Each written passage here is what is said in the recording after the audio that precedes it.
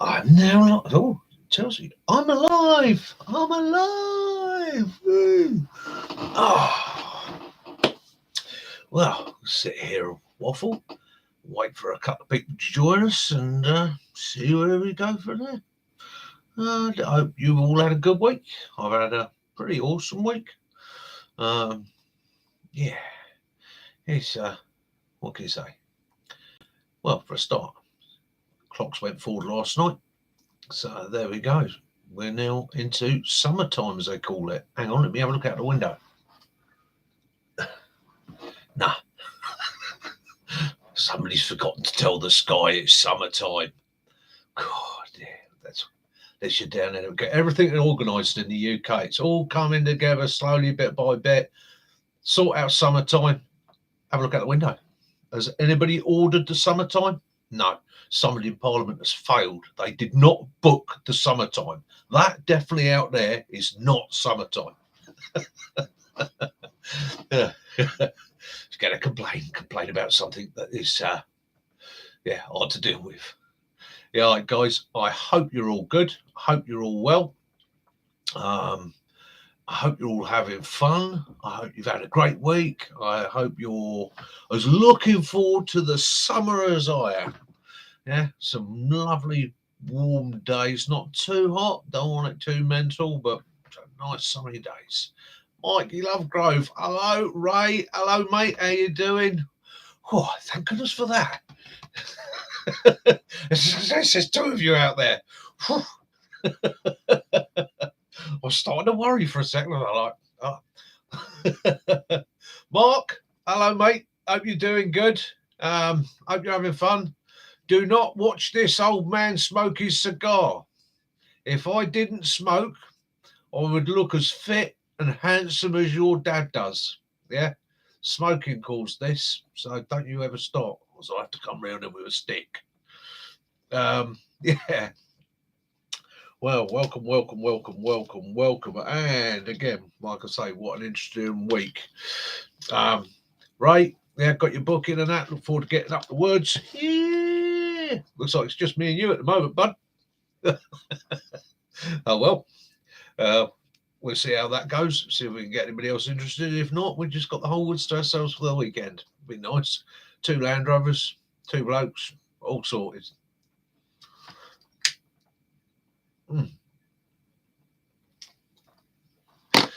Get my weekly treat. No beer this week. No alcohol.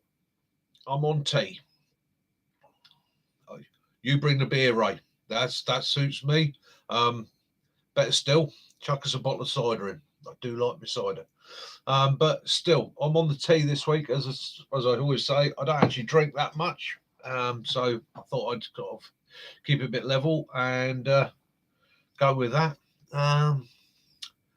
Yeah, Phil might not be able to join us tonight. Unfortunately, he's quite ill at the moment. He's having a bit of a rough time of it. And so he's dosed up with painkillers. Mate, any medium sweet cider. Yeah, don't do none of the dry, cloudy stuff. Don't do scrumpy. Medium sweet. Hi, Rick. How are you? I'm good, mate. I'm good.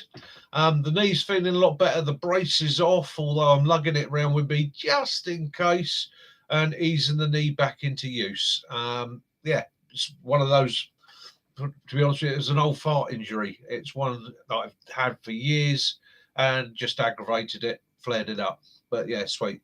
Yeah. So, yeah, like you all to stick Phil in your prayers. He's normally on with us. Like I say, he's not feeling too good tonight. He's having a bit of a rough time of it, a little bit ill. So he's been given a heavy dose of the old anti-bees, which has obviously made him feel a bit grotty. So he did get hold of me. He said send his regards and he will be catching early night. I don't know if his Mrs. Tracy's watching. If she is, hi Tracy. Hope you're having fun. Hope the old man's not snoring too much. Other than that, right. So what's happened this week that we could discuss or we could get into? It's a bit early in the evening to get into some of the gear, and I know there's a couple of people that are hoping to join. John, lovely to see you, mate. Yeah, I'm all good. It's always okay for me, John. always okay for me. It's all the other buggers that got to watch it. Get to a point in life where you no longer care what other people think. It's funny, it makes life a lot easier. So, do excuse the me hiding myself behind that. I'm injecting diesel into the exhaust system, trying to get away. So what we go? Social Sunday. Here's one for you. Here is one for you. A definite good one for you. So Sam's bushcraft and survival. He mentioned military mart the other day, and I've not used them much. I got my local army surplus store, so I tend to pretty much go with that. However, the wonderful Kaz, she had a look for me, and she said, "Oh, bought you a couple of things that you thought you might like." And I was quite gobsmacked because, as you're all aware from my videos and that, I do have one of these Swedish M40 Dirty Can was its nickname cook set. Right, they're a really good cook set. I've loved and had this one for let's see, I got this in about 95, I think 96. It's been knocking around and it's been all over the place for me for ages. Right, and it just seems to me it doesn't matter how much I try and abuse it, apart from the odd bend and twist where I have to sort of give it a little bit of a push back into shape. Yeah, I'm good, Ray. Hi, Kaz. Yeah, it's done me really, really well. So, and I recently had a look online. I went on eBay and I thought, oh, I might get a second one as a spare. And I had a shock of my life to find a Swedish Army cook set was being advertised for 140 some odd quid. I've had a quick look tonight. There's three on there. One's at 147, one's at 122, and one's at 130.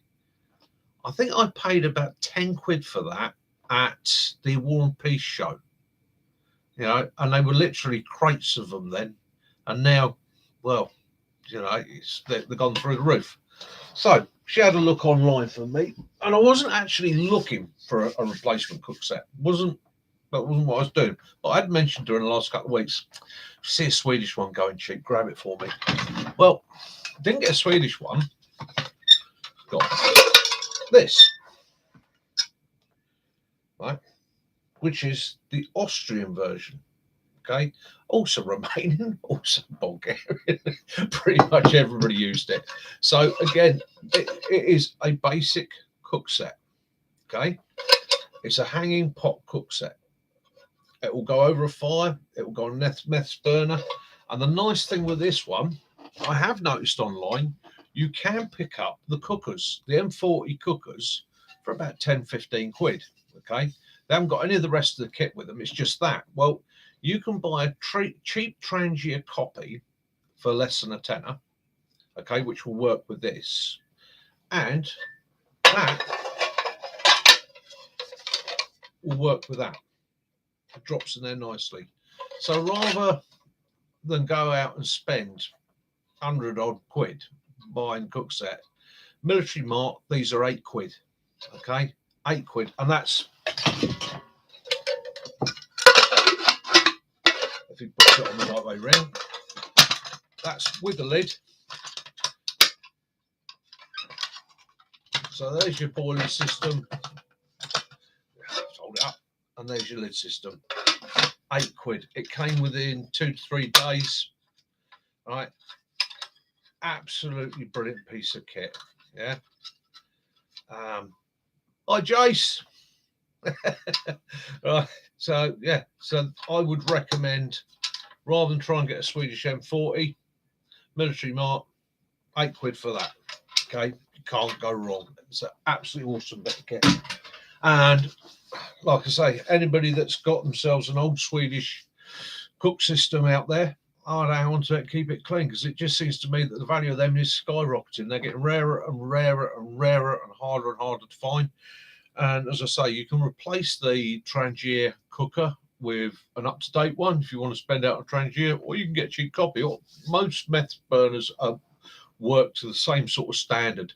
None of them are quite the same size as the original Swedish M40, which I have one up there. There's that one. And as you can see inside, what happens with these eventually is the brass in there cracks and splits and fails. Say fails, it just doesn't work as well as it used to. And that one, that's an original M40 one. It's not marked Trangia or anything. It came with a Swedish kit. Again, I've had that for donkey's years. It's given up the ghost. I've got a Trangia one and I've got one of the hiking stoves, and they all work pretty much. Some of us, some. Yeah, Rick, bargain. It was absolutely brilliant. Mac, hello, mate. How you doing? Hey, Mac, just here's one for you. German mess tin over the fire. You're going to enjoy that. All right, you're going to be using that when we do the West Highland Way if you want. That'll do your curries. Curry in a hurry. And yeah, so yeah. So what else have we done this week? What did we look at? Oh yeah, so the acro tool. Right, okie doke. So I showed a tool. Oh, it's been hanging on a wall for weeks, and it was on one of my videos. And I think it was Dirty Faces got hold of me and said, you know, what is that tool? Where did you get it from? How can I get one? It's brilliant. Where did it come from? So, and I've done my research this week, and it's been a bit of a nightmare because it turned out that there's a lot of about these things. There's people selling these online at auction, claiming they're British First World War military, which I doubted by the construction anyhow, and putting them up with some quite stupid prices. Well, hi Ian, how you doing, mate? So I did my research, and I've actually managed to contact the company that originally made them. They don't make them anymore. It was something that it never took off for them. They do still have a couple in their museum. And they're quite pleased that I've got one and it's still in service, but they're not going to make them. So that's that acro tool. Okay. And as you see, I've still got part of the original sticker on there. You know, as somebody tried to point out to me, yeah, it's the original First World War chromium sticker that, you know, adds to the value. Trot. Okay, so this is great. I'm going to move back a bit so you can get an idea of this. I bought this at a Land Rover. It was a Land Rover like Auto Jumble, the old Salisbury sort out, again, about 20 years ago. And I think I paid under a tenner for it. It was just there, and the guy had it, and I thought, oh, that looks handy to throw in the back of the old Land Rover. Now, Acro assure me they made these for builders. They were to go in the back of builders' vehicles working in rural areas, just to give you a pick stroke shovel, a small hatchet, nail puller, okay, bottle opener there, which has got a bit worn over the years, but it still does work, holds a reasonable edge, and a pick, okay. Then, when you rotate it around, let's see if I can move it into the light, you've got a wire cutter here, which works very, very well. And one of the things they've also got on it is a strainer, so that you could strain barbed wire, not for the battlefield, but obviously on fence lines. It was something they pretty much designed to go into the back of a pickup farmhand, somebody like that. The mattock head on it.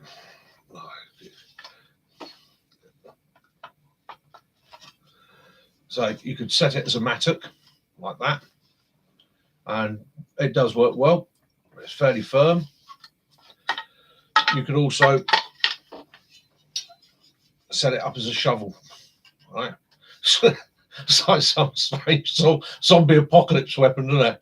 Yeah, it's my zombie axe shovel with pick. Yeah, but yeah, it's not the best digger in the world. It's not the best axe in the world. It's not the best pick in the world. It isn't even the best wire cutter in the world. But it's the only picks, axe, wire cutter, stroke, shovel that I possess. And it's yeah, thrown in the back of the motor for emergencies. Absolutely perfect. You know, it's a shame, and as I said to the guy, I said it's a shame you still don't produce them now for the bushcraft and prepping world. I said there's a lot of survivalist preppers and people like that that would go for this today. They would go for it. I mean, even down to how the two handles lock in place on a nice threaded bolt, nice threaded thumb screw, will not go anywhere. You know, it's a handy tool. I have looking online, they are out there. Normally in bits, you know, you can normally get either just a spade head or that. Okay, and they seem to go for anything from about 10 to 15 quid. I have seen a complete one advertised for 50 quid. That was on one of the auction sites, and I would say I'm paying more than that. I've also seen them on auction sites again, as I said before, claiming it was a First World War British entrenching tool that never took off. It wasn't. These were made between 1978 and 1981 by the Acro Tool. I'll get it exactly right for you. By the Acro Tool Company, and they are based in. Hang on, I did write it all down, so you can even get hold of them and chat to yourself. Very nice people.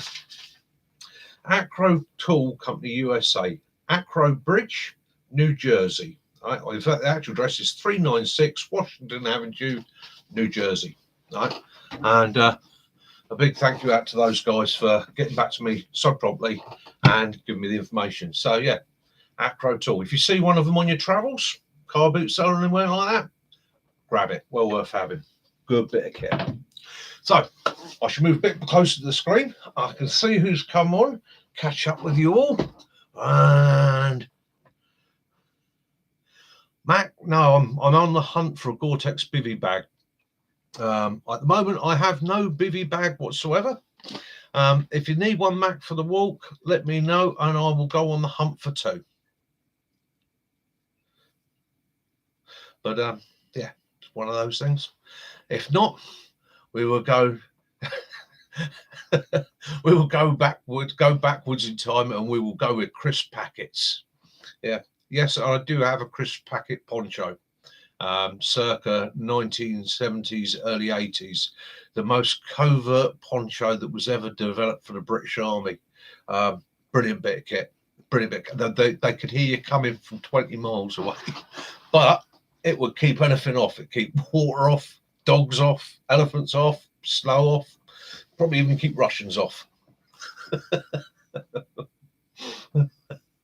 Do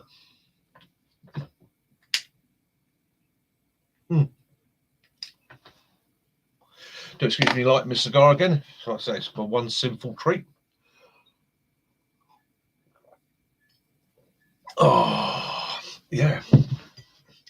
Yeah, so I'll dig that poncho out one after. We'll do a comparison between a Combat 95 poncho and the earlier models, because a lot of the younger guys won't have ever come across it.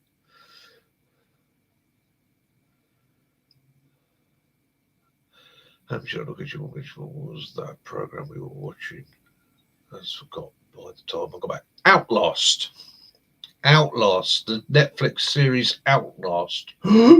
Ooh, for those of you that haven't seen it, I'm not going to say too much about what happened or who did what, because that would ruin it for you. However, for those of you that are really interested in your bushcraft survival prepping and what would happen come the end, what would you do in an emergency, it's a series well worth watching. It actually backed up something I've said for donkey's years, which is in a true survival situation. Okay, whether it be stuck out in the wilderness, whether it's an escape and evasion or what, you're always better off in a group. Okay, because at some time you have to shut those eyes and you need to get rest. If you're in a really cold environment, you need guys to keep the fire going. You need to be able to split the skills. You need to be able to bounce off one another with ideas, trying to keep it positive. You need the support of somebody else, even down to a simple thing like, I've got something on my back that's really hurting me, mate. Could you have a look? Yeah, it's just a little spot. Don't worry about it. Or, oh, it's a dirty great leech. I'll get that off you. So teamwork, buddies. Okay. So the idea of Netflix, the Netflix have with this, they've done the Alone series, which have worked very well. The same producer of the very first Alone series decided to do the same sort of thing, but with teams. And the rules are, the only way you can finish this game is to be part of a team. Anybody can leave any team at any time and swap teams, as long as the other team accepts them. Okay. Other than that, there's no rules. If you decide you want out, you fire a flare, you lift it out. Okay. Minimum resources, minimum equipment, Alaskan wilderness. Excellent, me thoughts. And I thought, I wonder how quickly it will go to poo. How quickly the old human nature take over. Well, you got three types of human being in this world. And you've got sheep. Now, sheep are good. Sheep are handy. Sheep are the largest part of the population. They like to move in groups. They like to be told what to do. They like to be organised. They don't like to be bossed about, but they do like to know what the system is. They're quite happy to go into work, do what they've got to do, go home and follow the order of things. Makes them happy, makes them feel safe. Okay, that's what they like to do. They're good guys to have on your team because they're the guys you turn around and say, right, who's collecting wood? Bill, John, you collect wood. Frank, you're a good builder. You build the shelter. Okay, they're the sort of guys, they work well in a team. Okay, but they need somebody to organise them. So then you've got the wolves. The wolves are your next lot. Now, wolves, for years I've heard people say, I want to be the wolf. Oh, I want to be the wolf. Wolves are predatory. They're also a pack animal, and they will destroy sheep. Okay, wolves don't come into the flock of sheep to assist them, to help them. They come in to feed off them. Okay, they come in to cause as much mayhem, as much drama, as much trauma as possible. Now, you've got a third group of people, and there's one of you out there I know very well fits into this group. I'm not going to say who it is, but he's a dear old friend, and he fits right into this group. That's the sheepdogs. Now, sheepdogs don't tend to make a lot of noise. They'll say things when they need to be said. And they will drift round in the background, mucking in, helping out, encouraging the sheep, assisting where it's needed. Lo and behold, if a wolf comes near that pack or near that flock of sheep, that sheepdog will tear it absolutely to pieces and tell it where to go. Okay? Sheepdogs protect sheep. They're the thoughtful souls that look after things. They're the thoughtful souls that will put themselves last and everybody else first, to the betterment of the group. Now, in Outlast, you saw all three of these come to one. And you got to see pretty much the despicable side of human nature. Okay, it's ain't a pretty program. It's well worth a watch if you get a chance to. If you do, let me know what you think on a later date. Exactly that, John. So have a look at it, because I tell you what, and I can tell you now, there's a certain couple on there. If they'd done that to me in a genuine survival situation, I wouldn't even have given them a fucking burial marker. Because I tell you what, despicable. But yeah, have a look at it, see what you think. See what you think about my three groups of people. Have a think to yourself, see where you fit in, and don't be disappointed if you suddenly sit there and think, actually, I'm a bit of a sheep. Right? Don't worry about it. I'm a bit of a sheep. Yeah. If you sit there and you think, well, actually, I'm a bit of a wolf, well, then maybe you want to think about retraining yourself from wolf to sheepdog. Okay, because in a genuine survival situation, yes, well said, Kaz. Genuine survival situation, three things come into it. Luck. Okay, luck's got to be on your side. Well, the only way to hedge luck is with a little bit of karma. Right? And believe you me, I believe in karma. Right? And thirdly, teamwork. Even if it's just two of you. Me and Mac, we've sat we've sat in bushes together for yeah, overnight. Yeah, waiting for bad people. Just two of us sat in the middle of nowhere waiting for very bad people to turn up. Okay, but our teamwork, our skills, and our abilities that have kept us going. Okay, we knew what we were doing, what we were getting into, and how we were getting out. Yeah, so that's yeah, find those people. You need. I'm always hearing people say, "Yeah, if it comes survival, I'm off on my own." You can be off on your own. You can survive very well on your own. You get lonely, tired, you're sick of watching your own back, you become paranoid, nobody to bounce ideas off, nobody to help you collect the firewood. If the worst case scenario, nobody's sleeping bag to climb in with, and believe you me, if it's that cold, I will climb in the sleeping bag with another human being because I would rather be spooning a mate and warm and comfortable than I would be dying of hypothermia. And don't worry, Mac, I'll bring some good sleeping bags when we go up to Scotland. I had enough of it last time spooning your dog.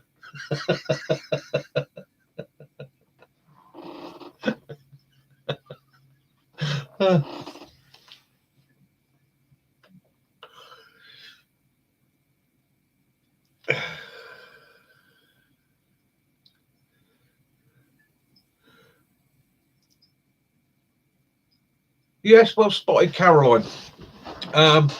Resusci Dave and Murph the Smurf appear to be.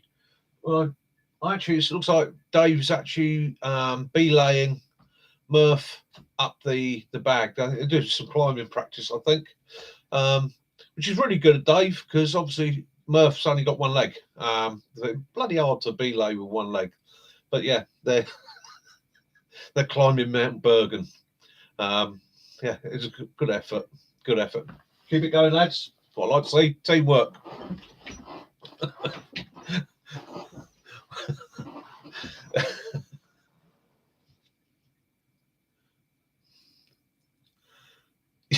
Yeah, I agree with you. Next time it's hammering like that, and my tent takes off at a 70-mile-an-hour gust, Mac, we leave the Labrador outside. He can fend for himself. His coat's waterproof. Yeah, then he snore. Yeah, so there's.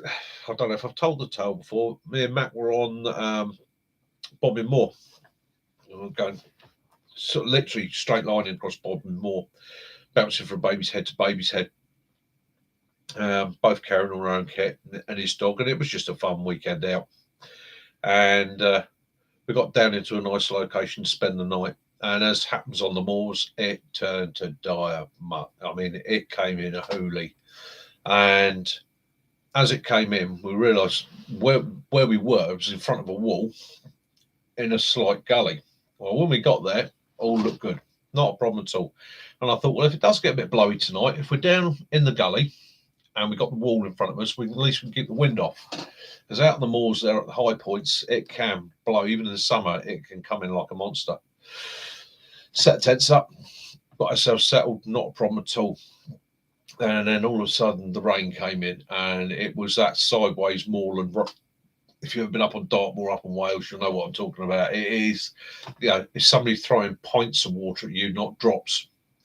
And this gully started to run. Well, lucky enough, Mac was just up on a ledge. He was a bit more clever than me. He got the good spot. So I looked around. I thought, water's coming into the tent. I'm going to have to move the tent. And I got out and I unpegged the tent carefully, and I was being as careful as I could. And Mac's sitting watching me out of his tent. And just at the point where I've disconnected the last peg and I'm just trying to move the whole dome tent, this gust of wind came up and it was enough to move me forward on my own feet. And it just, last I saw that tent was it was climbing to about 180 feet and traveling at 70 mile an hour away from me. And I just did that. I looked at Mac and went, looks like I'm in there with you tonight then. So he went, yeah, that's fine. You've got to share your side of the tent with the dog.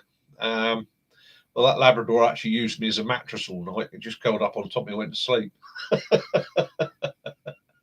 Yeah, good old Moors. And yeah, a Labrador snoring. Yeah. But yeah, we were sorted. It was a miserable night. But at the end of the day, a couple of Gore-Tex bivvy bags, a couple of army sleeping bags. We were sorted. We got through the night. And even the dog got through the night. But I don't think he'd ever been so comfortable in a tent. He had a Mitch mattress.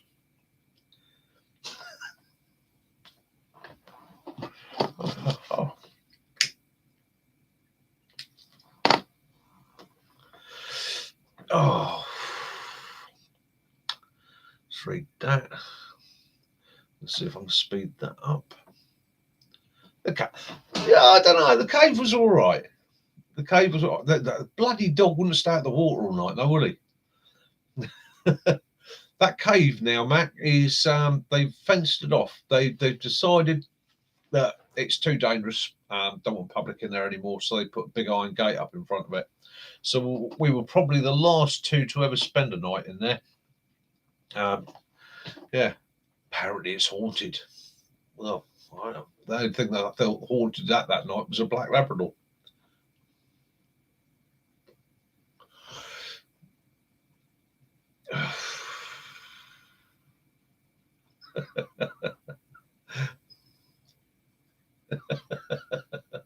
Yeah, it's a shame. It's a shame. Again, it's getting harder to get out and have proper adventures these days. Nobody wants to go out breaking the law and the rest of it, but a lot of the places that we used to use are just disappeared.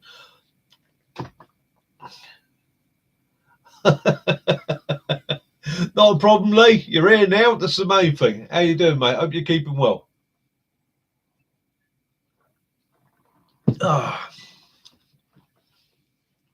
Yeah, so we're getting quite a nice little community on this channel, and I'm really pleased with it. Things I've tried this week, as you've probably seen on the channel, I've figured out how to do shorts. Been trying to figure this out for ages. I kept seeing this thing, try shorts.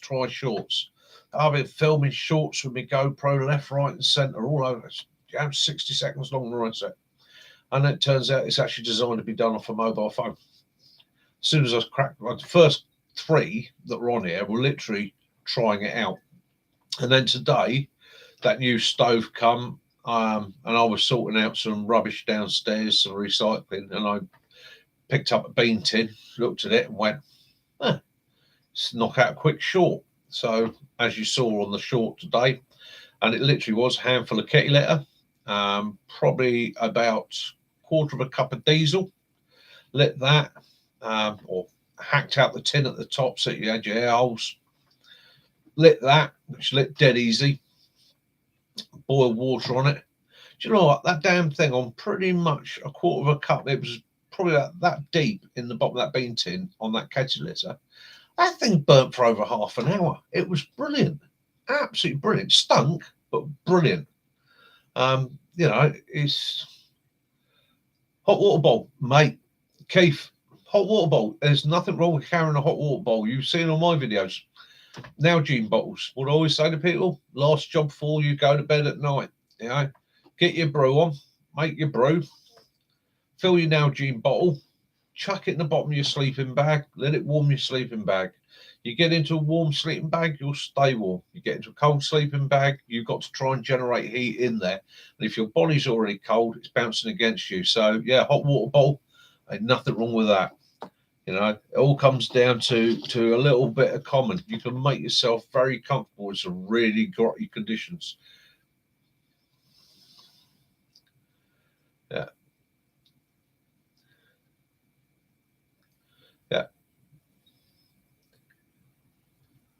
yeah, it's just, yeah, you don't necessarily want to admit to. All right, yeah, if you've got one that's got a teddy bear cover and all the rest of it, you might want to just keep it to one side. But yeah, it works. The other great thing, of course, with the hot water bottle, um, it ain't just going to be when you get in your sleeping bag.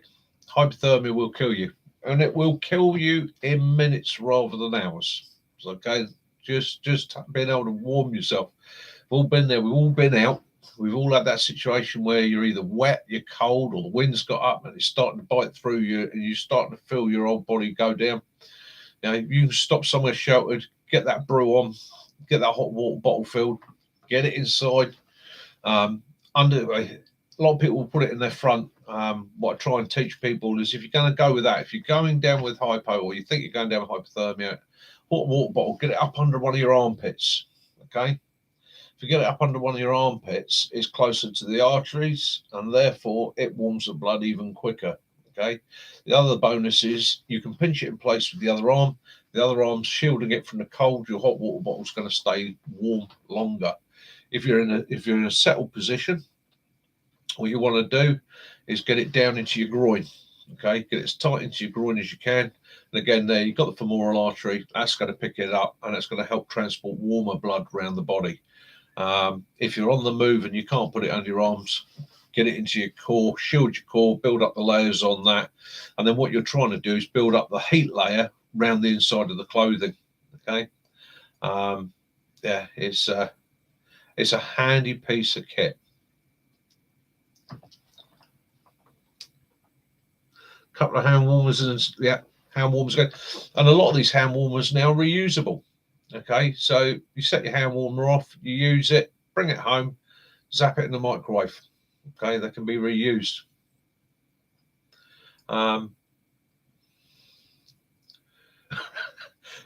Jason's retracted a message. I wonder what that was.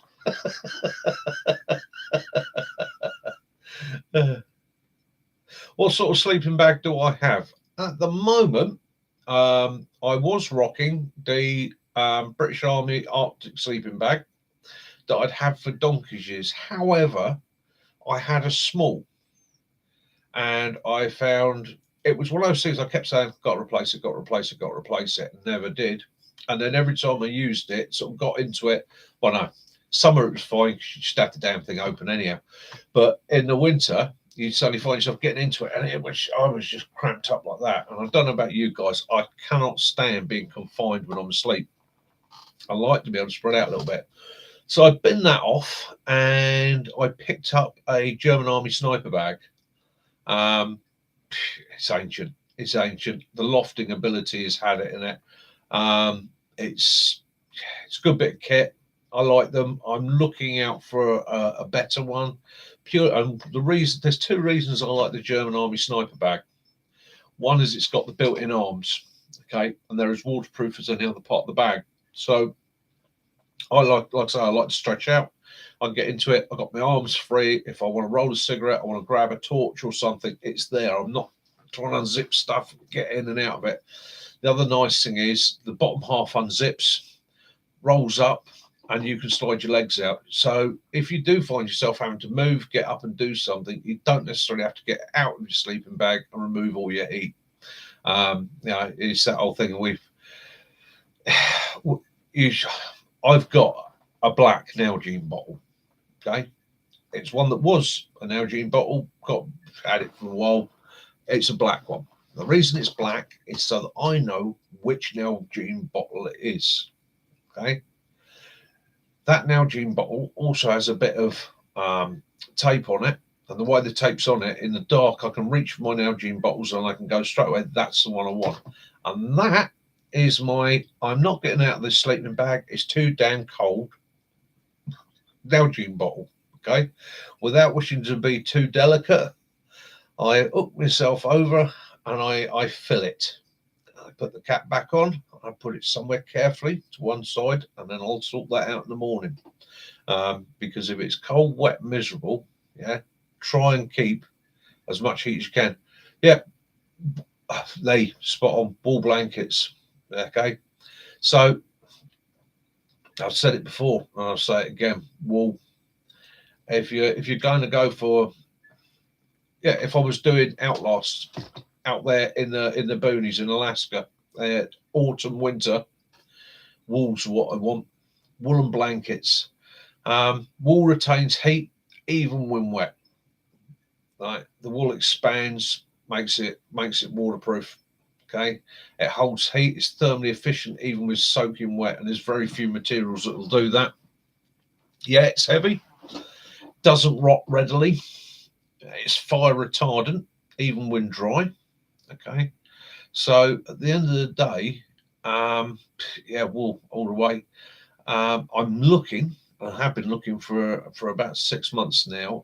It's a shame I haven't got any contacts in stores anymore. But I'm actually looking for a couple of the old grey army blankets, because again, the 100% wool, they were a brilliant bit of kit.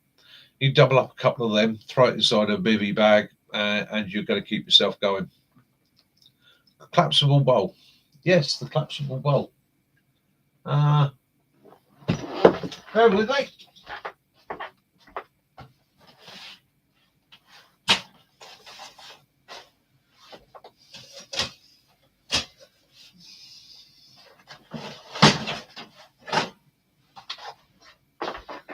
Oh. It's all the fault of Sam's bushcraft. So he showed one of those. I'll sit back a bit so you can see. One of those, again, military mark. That was from military mark. Let me have a look. Got the invoice here.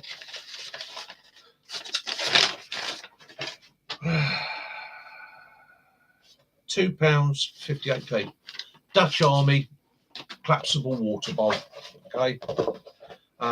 Also doubles up as a hat, but it's cheap, simple, folds down to nothing, goes in your kit. Use it as a wash bowl, use it as a scrub bowl.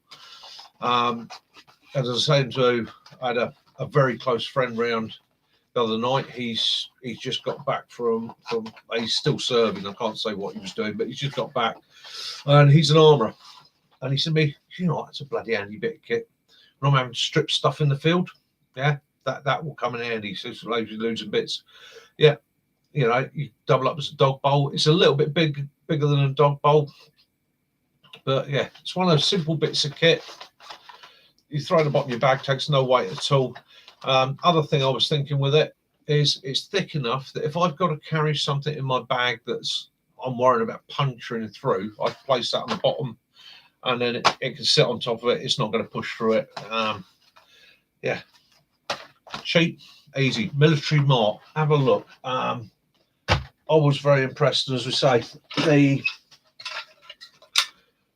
that Austrian cook set, okay, for £8, as opposed to my favourite, which is the old M40. Well, the M40, they're up at stupid prices, and these are £8, and they've got hundreds and hundreds and hundreds of them on there. I've measured it out. It takes the same amount of water as a Swedish M40, and it fits in the M40 cook set. The only downside is, because that is steel over aluminium, if you try and suspend it like that empty, it does that. But obviously, as soon as you put water in it, it balances out. Great bit of kit. And again, for those of you that have never done it, if you're lifting one of these off the fire, and I quite regularly watch, I'll do courses, and I might use the M40, and I'll watch them take it off the fire. And again, this is the Kelly Cat mistake of lifting it up like that. Lift it up from the side like that. If you lift it up from the side there, you're not going to get burnt. And on the M40, you've actually got a metal clip that sits here, and that's designed to come back into the handle, and it holds that out that way. But again, just £8. Can't really go wrong. It's light and efficient. Dutch Army tents. No, I have used them. They are bloody good bits of kit. I don't possess one at the moment. It is something I'm going to look at. I've also tried the French army tent. I've got to say, I'm not saying it was bad. I'm just saying that I had a bad one, and it wasn't the best. It was bloody heavy canvas. Not something I want to be lugging around. But the Dutch kit, most of the Dutch kit was based on British design, and a lot of the British kit was based on Dutch design. Mad. Absolutely brilliant. You know, I swear, as you see on the videos, by my Dutch poncho. You know, you can take anybody else's poncho all you want. My old Dutch poncho, I've never got wet in it. It's a brilliant bit of kit, and it's, again, it's cheap. It's cheap. It's cheerful. You know, does the job. It's not cheap quality. It's just efficient.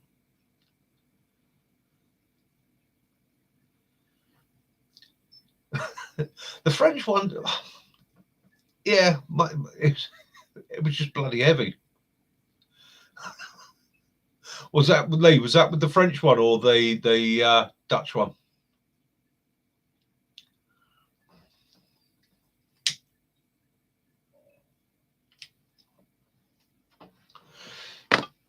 It's only about tentage. I sold a tent this year, and you know, you sell something and immediately you sell it, you think, oh, wish I could get rid of that. But these must at the time, I didn't have the space to store it.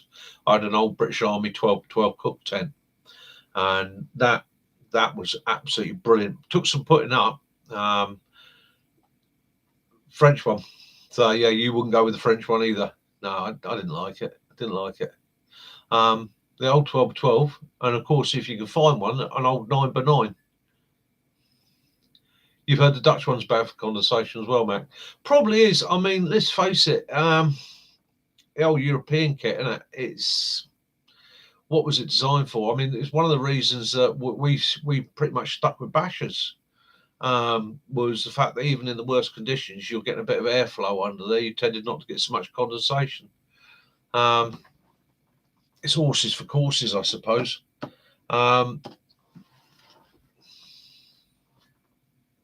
And personally, for me, out and out, 100%, I like a top. And if you want a tent configuration, I tend to go with a larger top. It's just a little bit more adaptable for what I need. The other thing is, I mean, I've got, what's my tent?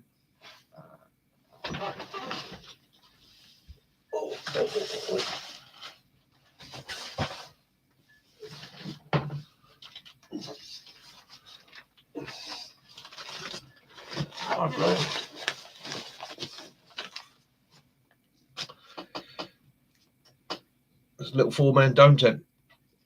I never used it a couple of times. It's there if I wanted to use it. I tell you what I have used, and I will swear by, and I think I want to do a couple of videos on them this year, especially if I find a company that can lend me, or a couple of buds that can lend me a couple of them to show, because I think they're absolutely brilliant and come in line with the swag tent. And that is fishing bivvies, the old cart bivvies. Yeah, the old cart bivvies, some of those fold down to absolutely nothing, erect in seconds, and are designed for guys to spend weeks, excuse my language, weeks by lakes with.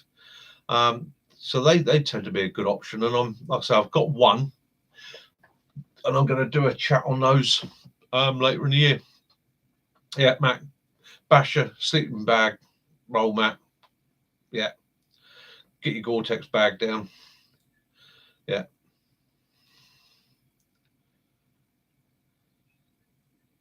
Yeah, exactly that. So it's adapt your kit. The other thing is, it's adapt your kit and have the kit that you feel comfortable with. Practice with it. On some of the courses I've done, I've had people come out, and they some of these guys spend an absolute fortune on gear. I mean, they will go into somewhere like Black's, put a card on the counter and go, I'm going off on an expedition into the Highlands. What do I need? And of course, they just go this, and this. And they turn up, and nearly all of them turn up, and the first thing that they can't do is put their tent up. They can't sort their hot tent it. And then they put the gear up, and they've got no idea. I spend half a morning going, right, let's have a look at this tent system then. Let's put this up for you. Oh, it's pants. Don't bin that. Keep the fly sheet. Use it as a top. You know, it's I think it's keep your kit simple.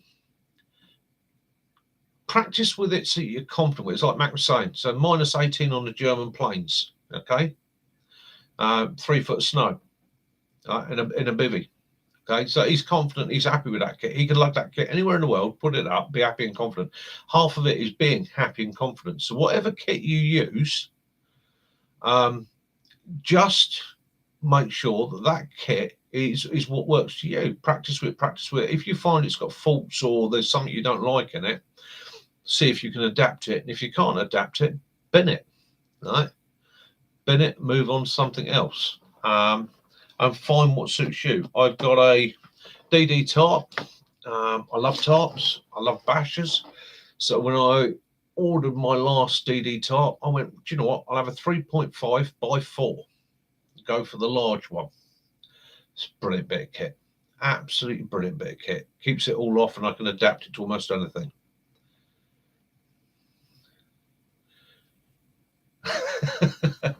Yeah, Jay.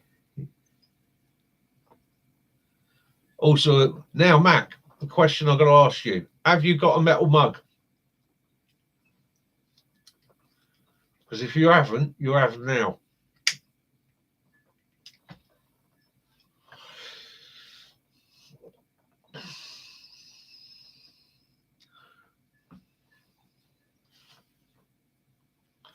And I know last time we were out, you were in love with your metal mug. And so, right, you've got one now. You've got one coming. It's coming here. So, yeah, you're sorted. You've got your metal kidney airborne mug coming. Okay. Thank Kaz for that one. And she dug that out and found one for you. So what I'm going to do, Mac is a very good friend of mine with a huge amount of experience. Okay. Now, me and him have been places and done things together we won't go into.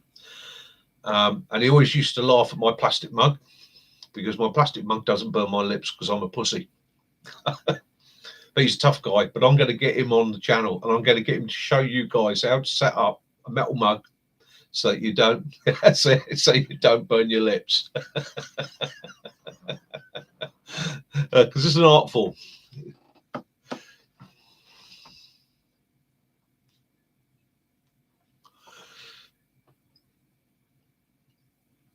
That's it, Lee. Tell first timers to camp locally, right, with what they think they need, so that they can walk home and get what they actually need halfway through the night.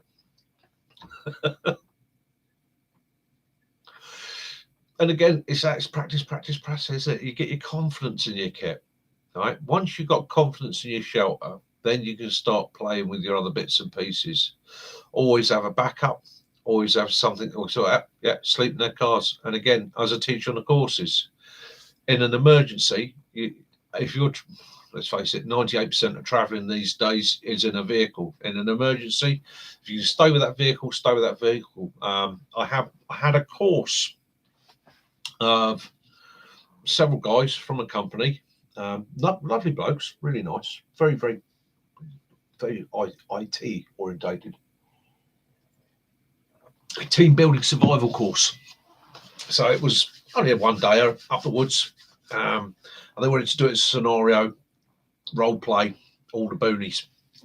So we got them there and we set them out with the scenario, which was, you're in the middle of a jungle environment, your plane's crashed, you're stuck here, the plane's in one piece, hasn't caught fire or anything like that, so let's build a shelter. Let's shelter up for the night here. First thing you got to do is sort your shelter.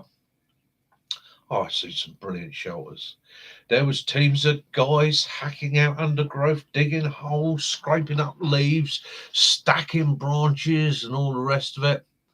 And it looked fucking brilliant. And then they spent sort of 2 or 3 hours sweating and pushing around doing this, and what do you reckon of this? What do you reckon of that? Can we use a bit of string? Yeah, if you can find a bit of string, use it. And when they were all done, I went and sat in the minibus and said, well, I love your shelters. You got some really good shelters, guys. But I'm spending the night in the plane because I can shut the door. It's waterproof, it's windproof, and it's animal proof. So and I've got these comfy chairs to sit on. So you spend your night in your shelters. And again, it was that sort of thing. It's all down to teaching people to use what they have around them and be practical about it. Because there's so many people who go off it and then just go straight into this. Got to build a shower. Got to build a shower. No, improvise. Use what you got around you. You know. I've had a couple of people ask me if I will do videos on surviving purely off the wild in the UK in an end of world scenario. And I've got to be honest with you, no. The reason why is I don't honestly think that in an end of world survival, in an end of world scenario, I am going to survive 100% off of what I can find around me. I'm going to supplement my diet and what I need on what I can pick up locally. I can improve my vitamin intake, my mineral intake through wild plants. If I'm lucky enough to catch game, it's fresh meat, that's good. What's going to be out there? And it's, again, on my disaster scenarios, one of the things I'm saying to you guys is you can always salvage. Even when places have been looted, and I've done a lot of research into looting, they will take valuable items first and what they believe are essential items second. The sort of things that get left behind quite often are things you can turn to. OXO cubes, beef stock cubes. This is one that came up that was in New Orleans, right? A shop got looted and pretty much all the food sources went, right? With the exception of microwave rice, right? And microwave instant meals, because the looter's attitude was it's microwave food and we've got no power, we can't heat it, so therefore we can't eat it. And they left it. You can always heat it, boil it in the bag, scrape it out of the tub, put it in a pan, cook it over a fire. You know, so that's what I tried to teach.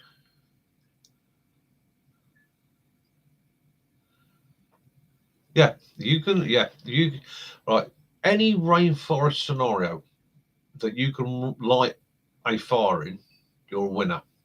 Okay, and that can be an Arctic rainforest, like these guys on Outlast up in. I mean, that really is tough up there. In jungle scenarios, especially any of the true rainforests where you literally setting your watch by what time it's going to rain, and that convection period through the day is absolutely amazing to watch how you can go from the cool of the morning and watch the heat build through the day, and as the heat builds through the day you can see the moisture rising out, and then you'll see the cloud cover building, and then literally same time every day that cloud cover gets to the point where it's that dense it releases again, back it all comes, and then the leaf matter holds it. You know, it's one of the reasons we struggle so much in the UK. We've deforested the UK. Anywhere you've got dense forests, you have a better moisture holding ability for the ground and for the environment, because trees make brilliant, just big bladders really at the end of the day, and they help to hold heat and moisture.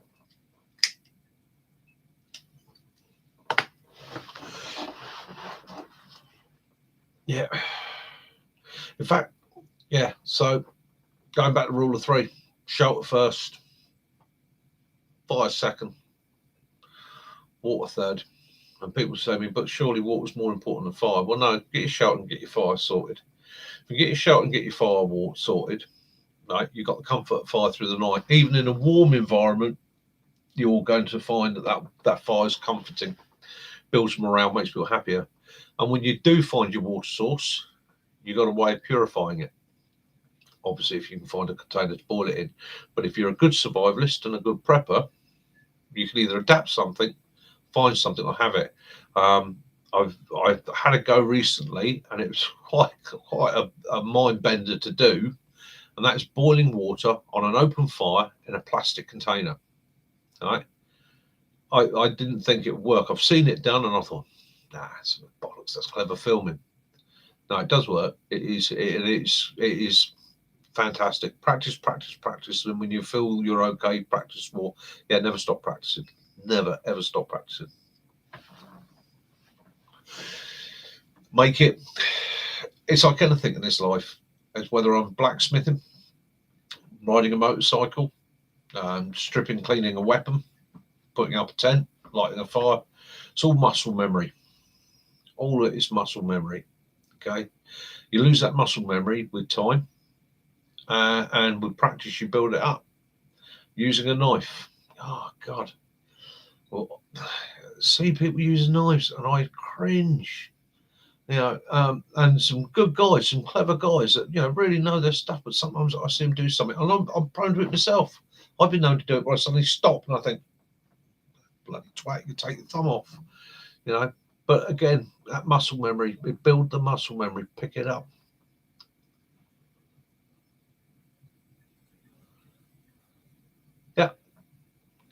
Yeah, and play with it, isn't it? And part of it's the adventure. Play with it. Okay. It's like today, that hobo stove. It probably took me 10 minutes to knock up, and it was literally, I looked at the bean tin and went, it's going to go to recycling anyhow. I wonder. Let's have a play with that. I've made hobo stoves before, but I was just like, hang on, I've got a gallon of diesel in the shed that's had it. It's modern diesel, the biodiesel. It's been in the can for about 3 months, so I'm not putting that back in the Land Rover. I thought, I wonder if that will burn. 2, I wonder what diesel will work like on a hobo stove. And we've all made rocket stoves, twig stoves and that, but just like, and it just came together in my brain. Cat litter, diesel. The theory was it's because I was thinking the other night about Benghazi burners, Second World War, where they had the square petrol cans shipped out to the guys in the desert. And what the guys would do is they would fill the vehicle with fuel, leave about 2 inches in the bottom, cut the top off of another can, 3/4 fill that with sand, tip the petrol into the sand, and then light it. And they found that the sand acted as a wick. So you're burning the vapor off the petrol, and it evaporates slower, and they could cook meals on it, use it as a heat source and that. Easy to get complacent. More knowledge you gain, the more daft you become. But again, it's practice of have a go. It's what have you got to lose? The worst thing that can happen, and I've had it a couple of times. I'm teaching a course, and you sit there and you go, like flint and steel, we'll do a flint and steel fire. And I'm sitting there, and you know what? It's just not coming together. Can't get the charcoal to go, or I've knocked the clean edge off my flint, and I'm trying to find another one, and I've got to try and nap it out. But again, it's a demonstration to my clients. Then it doesn't always go perfect. It comes back to the other rule, and it's quite a simple one. Yeah, 1 is none, 2 is 1. Have a backup. If you've got 1 cigarette lighter, have 2. If you've got a ferro rod and a cigarette lighter, you've got 2. If you've got flint and steel, which again, as I'm always saying to people, flint and steel primitive skills are great fun. They are good to learn, right? They give you a little bit of confidence up there. But in reality, if you are, and it's something I try and teach people, and I know it's a bit different to what a lot of the other guys do, preparation, okay? The art of survival is being prepared up there, having knowledges and skills, and even just sometimes maybe something you've not tried before, but you've heard about it or seen it done, and you think, I could do that in an emergency. And then the basics of kit, whether it's the knowledge of how to adapt the kit, of salvage and find, or having a go bag, having a prep bag, having some basic stuff with you that you've thought through and thought, in an emergency, can I make a shelter out of that? Can I what kit can I carry in my vehicle? What have I got? Well, I've got nothing there to shelter 2 people for 3 days, providing food and shelter and heat and warmth and light for 2 to 3 days. Why? Because I go places sometimes where if I broke down or I got stuck, it could possibly be 2 to 3 days before somebody could help me. I may have a passenger with me, or I may come across another vehicle in the same situation. 6Ps, yeah. Proper preparation prevents poor performance, always. And yeah, and again, getting onto that, it's not trying to be a kit Rodney. We've all seen the kit Rodney, they turn up, open the bag, 6 types of shelter, 4 survival knives, just in case the first one breaks and I lose the second one and the third one. You start like, really? And then they put their bag on and it way down. They're like, oh, carry what you need. Carry what you know how to use. If you get a new piece of kit, have the fun and the pleasure of playing with it. Toy with it. See how it works. That gasifier stove of mine, when I first saw them, I never saw them burning twigs, right? So I got it and I burnt the twigs and it works well. And I thought, that's bloody good. I like that.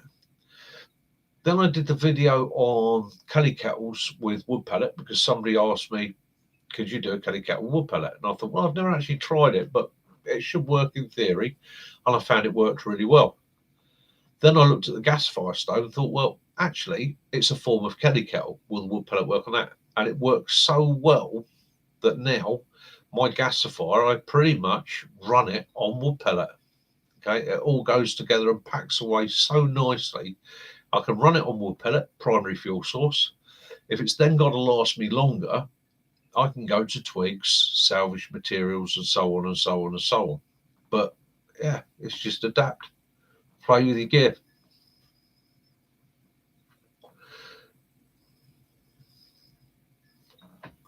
Make it fun. Enjoy doing it. That's why we do it. It's all about getting out there, enjoying the environment, playing with our toys, and they are toys. No two ways about it. Everybody has different hobbies. Some people, it might be mountain biking.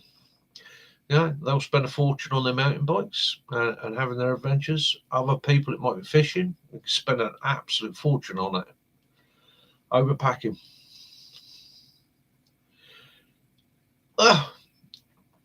We're all guilty of overpacking. Every time I go to do something, I think to myself, what do I really need? And I always overpack. It's accepting the fact that you do it. It's knowing that you do it. I'd rather be overpacked than underpacked, as long as it doesn't impact on my ability to move and carry the kit.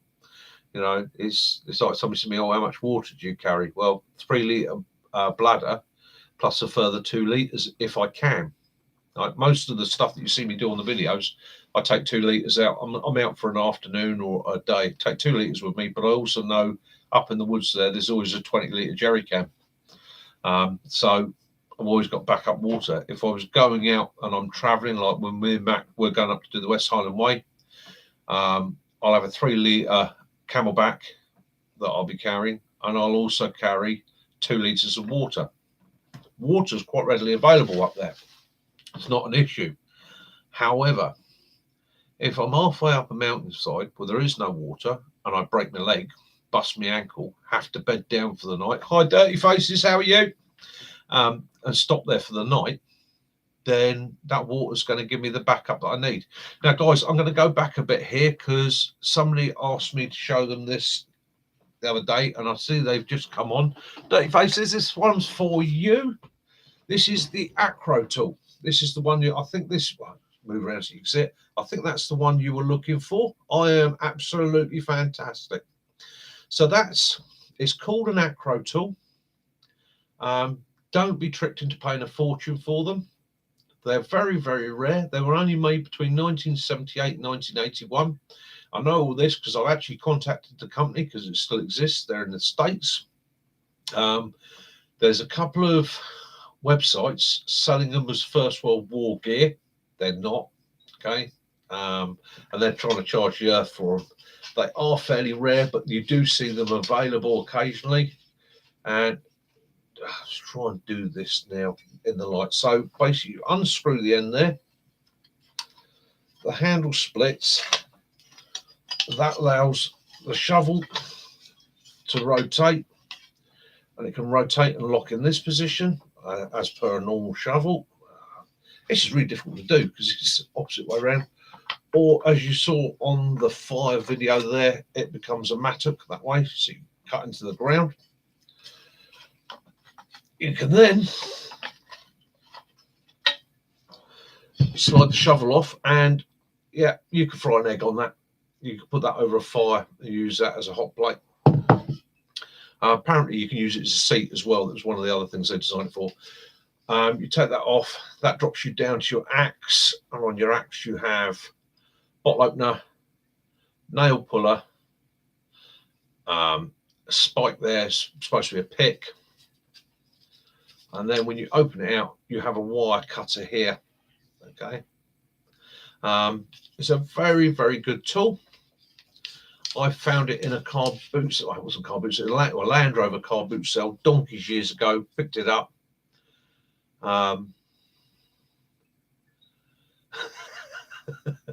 Yeah, it's that's a tool, but it's called an acro tool. If you go on eBay, I believe at the moment, looking, there was this piece that somebody had on there. And then if you keep looking, you might find that piece at a later date, and that's probably going to be your best bet if you're looking for one. Other than that, I would say it's not.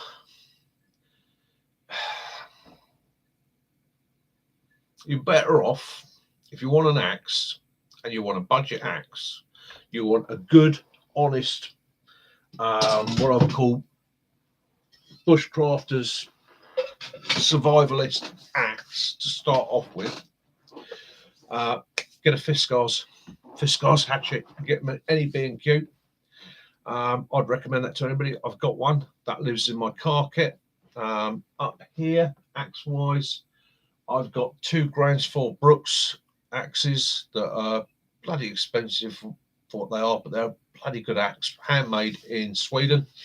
Each one comes with the actual maker's name stamped on it from the factory. But again, they're expensive. Or if you look around online and look for vintage tools, which is how I actually got my forest axe, and I paid 20 quid for that. And that was an old chap that goes around looking for old vintage tools, cleans them up, and sells them. So he obviously buys them at car boot sales and estate sales for, I don't know, pennies. Spends a little bit of time in his little workshop, does them up, gives them a clean, puts an edge on them, chucks them out. And yeah, he was more than happy to let me have that for 20 quid. And I was over the moon with it. Brilliant tool. Same thing with the bullocks. Get my hand to move the right direction. There, the bill hooks that you see up there. And I'll do a video on those at a later date, because they are, again, bloody good survival tool. In every country in the world, they have their own survival tool. That's a British survival tool. It's been around since the Dark Ages as a farm and forestry implement. Works really, really well. Yeah, backhoe axes, brilliant, cheap as chips, hold a good edge, will last. That's another thing with your axe, is if you're going to buy an axe, don't spend a fortune. You're going to knacker it. It's the same thing with knives. In actual fact, I've got, I can't remember who it was. One of you last week said to me, Springfield knives. Right? Because I was looking for the penknife with the marlin spike on it. Yeah, well, I've ordered one. I couldn't believe it. They do the British Army penknife, Sheffield penknife with the marlin spike. The British Army one's 49 quid.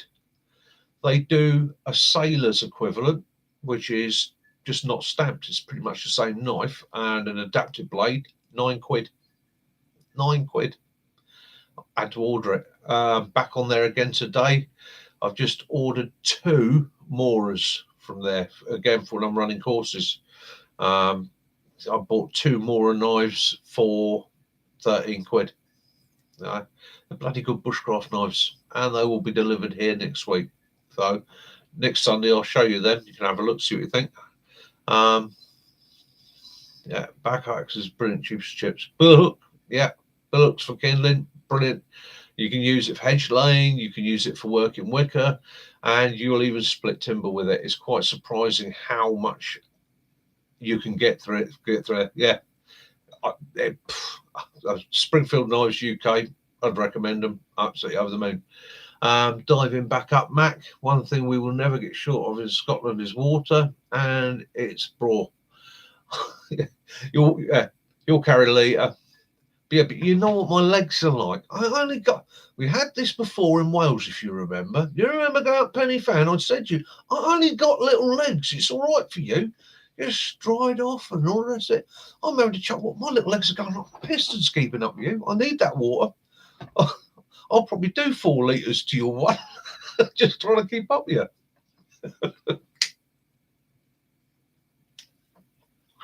But at least you won't have the Labrador with us. you won't have me waking people up at fucking 20 past 10 at night going, hey lads, look, sun's coming up, just to see the full moon rise over the mountains. Hey, here we go.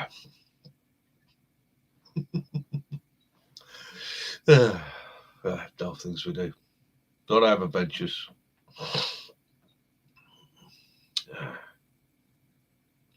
And again, it keeps us young, keeps us fit.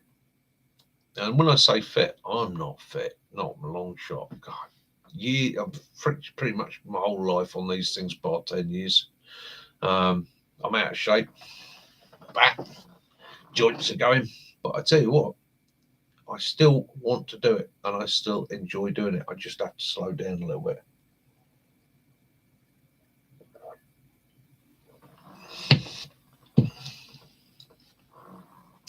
Yeah, they were basically you'll get told by people, dirty faces. You'll get told by people, yeah, they're First World War design made for the MOD. They weren't. They weren't. Okay, there were a couple of folding shovel pick designs from the First World War. Cheers, Foxy Lady. Thanks for the subscription. Appreciate it. Take it. They did come up with a couple of designs for the First World War, but it wasn't Acro Tools. And Acro Tools basically looked at what had been designed for the military, and their plan was to try and sell them to the military. However, they never took off. Okay, they never took off. So they were only made between 1978 and 1981. And a really nice guy, he come back to me and said, we've literally got 2 in our warehouse for our own little museum and all the rest of it. In fact, one of them gets used for opening boxes on a regular basis. And it was just one of those things, but they are out there. I think they sold something like 30,000 of them around the world, but it never took off from them. They never got any big contracts out of it. The fan dance, eh? Yeah. It's got a World War II look, but unfortunately it isn't. If you're looking for a good axe stroke spade, from my own experience, have a look and see if you can get hold of a Russian one. Okay, got a wooden handle. They don't fold. Okay, but they were an absolute brilliant piece of kit. Favoured by the Spetsnaz. They would sharpen one edge to use as an axe, not just for obviously trees and for trench clearing and what have you.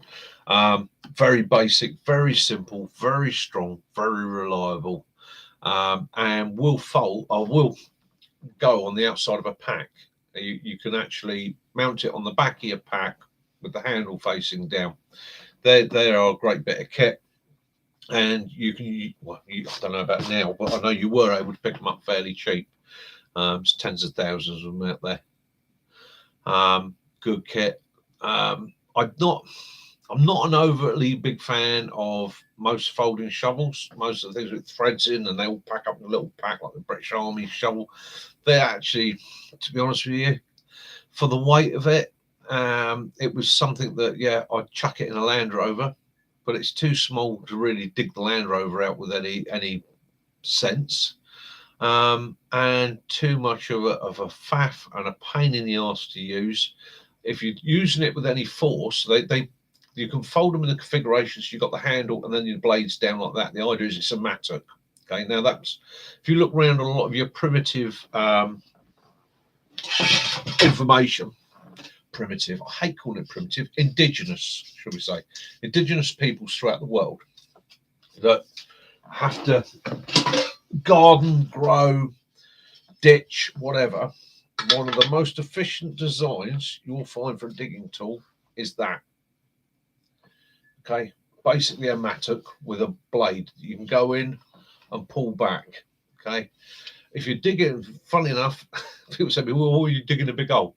Yeah, you can dig down a long way with this, but the other bonus is, and we've all done it, when you get to the bottom of your hole, you're trying to scoop things out with a spade, it doesn't work. But you can go in with this, scooping like that, and lift material out vertically without losing it all over the place. So anything that will give you that, right, and reasonably solid, I would go with. Brilliant tool, absolutely fantastic for digging. But it's shop around, have a look, see what you can find. The ones that fold three ways, so you got the little wire handle folds up, and then the blade folds up over it, and you've got twisty knobs that tighten them up. Every time I try to work them with any force at all, halfway through the job they get loose. They start to rattle around. You start to build blisters. You start to strain things and break things, and they just, yeah. I think there's a couple of them laying in fields and places where I've just got the point where I've got. Been known to have a bit of a paddy now and again, stamp my feet, burst into tears, and shout at the sky. You ask my wife Caroline, I can throw a good temper tantrum occasionally.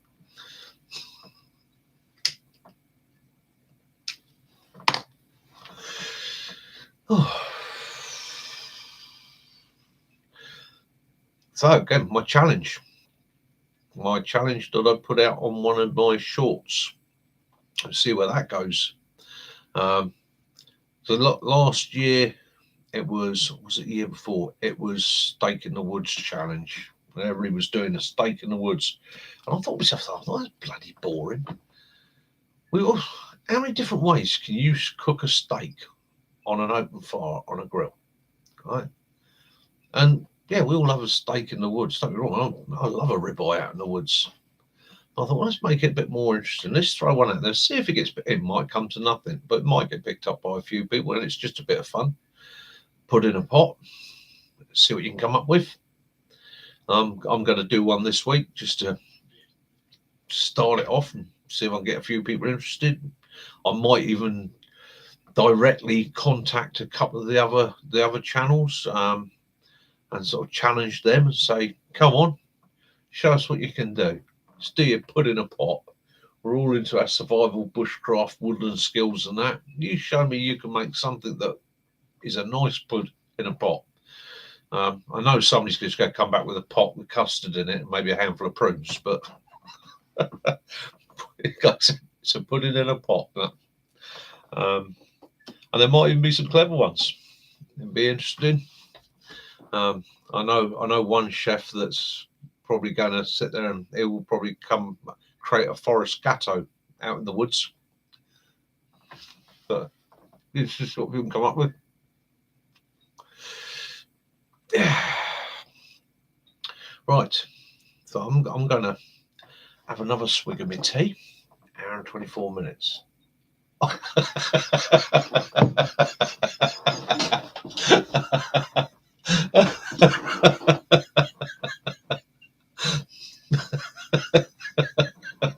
What about you, Mac? What about you? And the other thing is, you'd probably do it. You'd probably figure out how to do it. Yeah. You're a inventive genius. I can see it now. We're going to be halfway up Penny Fam, sitting there in the evening on a scalding hot day, and you're going to go, what's in the flask then? Ah, there we go.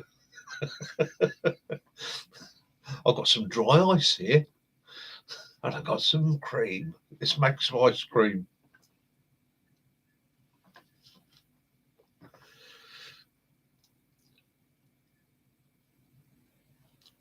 Yeah, dirty faces. Yeah, and it's again, you got to try different things. Oh, I'm sorry, dirty faces. That's Max just put my absolute weakness up there. Rum and raisin ice cream. Oh, damn. Gotta love rum and raisin ice cream. In fact, if you like rum and raisin ice cream, how about old Jamaica chocolate bars? Does anybody remember them? God, they were a thing from my childhood. I used to stuff my face waiting to get drunk. Never happened. Bit of disappointment, really. Hi, Steve. How you doing, mate? Thank you so much for your advice this week. I figured it out, and I've managed to put up a couple of shorts, not quite as well edited as yours, but yeah, they're doing it. We're just chatting about my challenge that's out there. Maybe you'd like to take me up on it. Let's stick out a challenge, put in a pot out in the woods, see who can come up with what they can come up with. Yeah, I do appreciate it though. Your advice this week. I was on a bit of a low ebb. I've been struggling with the old internet and trying to figure out how to do it. And then you just sort of like went, yeah, I'm doing it. So it would give me the little poke in the back to go, give it a go. Give it a go.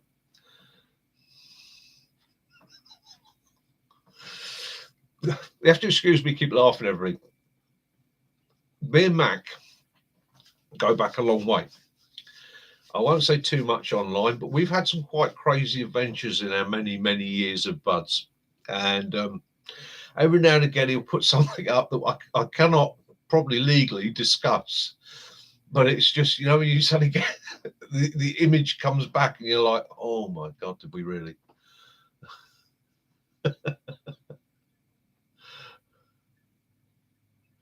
Oh, yeah, what a life, eh? What a life. So, put it in a pot. What am I going to do? Yeah, what am I going to do? I don't know whether I'll just stick it up as a short or whether I'll do it on my channel. But yeah, sounds like a bit of fun to see if we can chuck them out there to people. See what we do. Bushcraft camp, 6th and 7th of May. For those of you that want to come, like I say, camp, overnighter in my woods, in Farnham, in Surrey. It's about 5 miles outside of Aldershot. Okay, if you're interested, come up. I've got a 6-acre woodland there. It's a mixed woods. It's mostly beech and pine. It's part of an ancient woodland, an ancient complex. But if you want to come up and join us there, there's a couple of us meeting up. Come up, bring your kit, and have an overnighter. It won't cost you a penny. Don't want anything for it. Just nice to get together with some like-minded people, have a pleasant night. The guys, it's not my woods, I don't own it. The guys that are letting me use it are actually closing down for that weekend.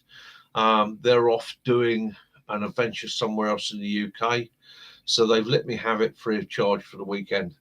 What I will say, anybody that comes up, I'm going to stick a bucket to one side, whether it's 50p or a quid. If you stick a donation in there, that's going back to them just as a thank you, as a bit of a sweetener, in the hope that we can get it again. As I'd like, if everybody enjoys it, it'd be nice to do it up there 2 or 3 times a year, just as a get together.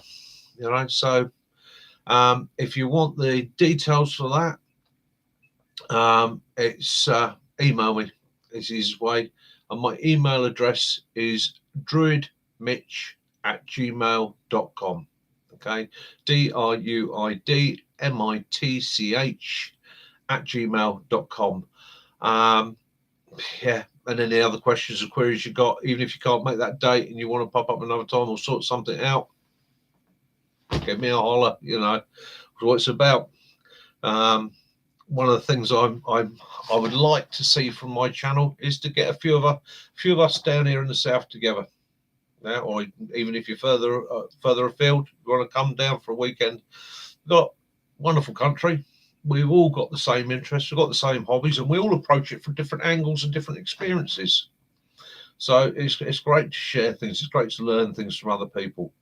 You know, it's different techniques, different ideas, different theories, different practices. It's all learning. It's all good fun. And again, as you see from my channel, I try not to take it too seriously. Yeah, you're more than welcome, mate. You know, you want to come down, you're more welcome. You hit me up with an email. Let me know when you would like to come down.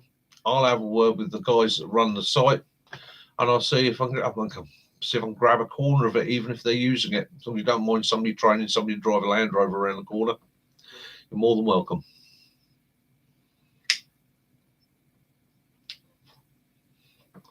And again, the other thing is, you're like me. You're not, you know, I won't say who. I tried to contact one of the big YouTubers, yeah, and it was just a general, "Could you give me some advice?" You know, I'm trying to figure out how this all works. I'm not computer literate. I love your videos. I've watched you for donkey's years. Could you just give me some advice? Yeah, the silence, the sound of crickets. So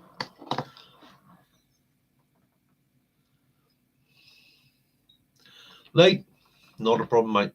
Bring her with you. You know, even if she doesn't want to come, I've got rope. There's plenty of trees. Tie to a tree.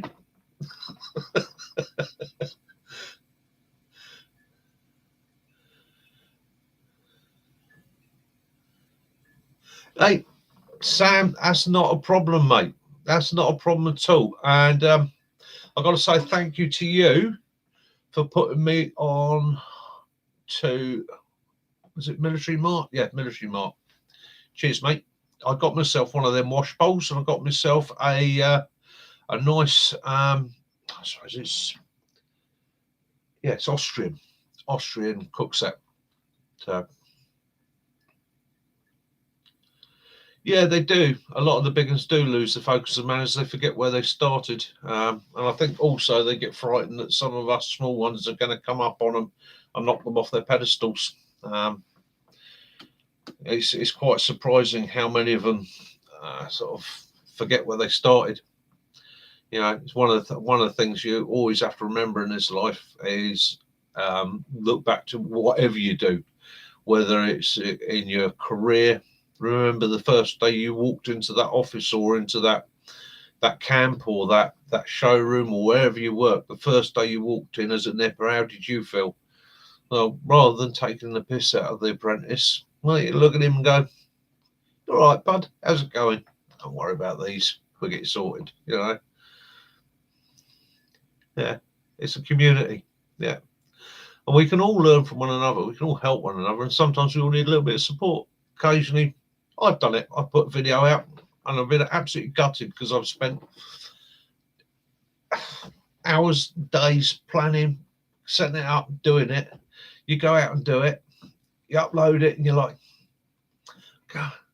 You get up in the following morning, you look, 2 views, no likes. Bit of a kick in the nuts, but it happens. It happens, and sometimes you just need somebody else to go, "That was all right. That was a good video," or maybe you need to turn your sound on so we can hear what you're saying.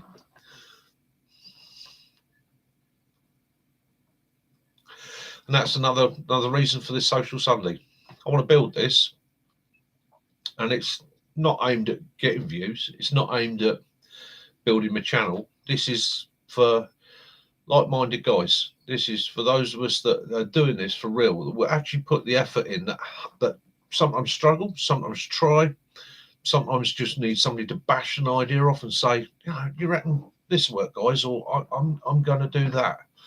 You know, it's we're all doing the same thing. You don't not You know, and I'm not talking about nicking people's ideas and stuff like that, but it's a community, work together, you know, and it's our hobbies. It's what we all love.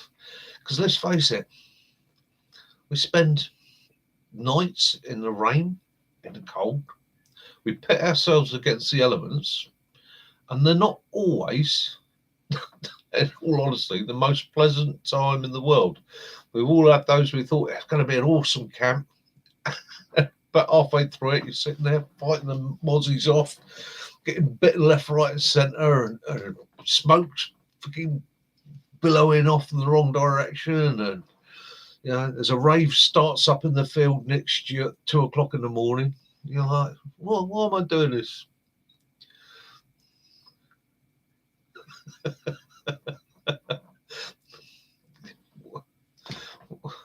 What can I say? What can I say? Yeah. Karma, mate. Goes around, comes around. You know, these people. Again. And again, reason when I started doing this, so I said to guys, we'll leave the politics out. I'll leave the religion out. We'll leave the sex out. Okay? Stick to what we enjoy. Because again, you all probably figure out what I'm talking about. There used to be a channel out there I used to really enjoy. Right? I wouldn't say he's the best guild in the world, but he was a nice guy, and I thought quite happy to follow him. But he's gone so far off on a political direction now. You know, I'm just like not interested. It's not what I'm into. I'm doing this for fun. I get politics and the shit in the world rammed down my throat every time I turn the bloody TV on. I don't need it on YouTube on the things that entertain me.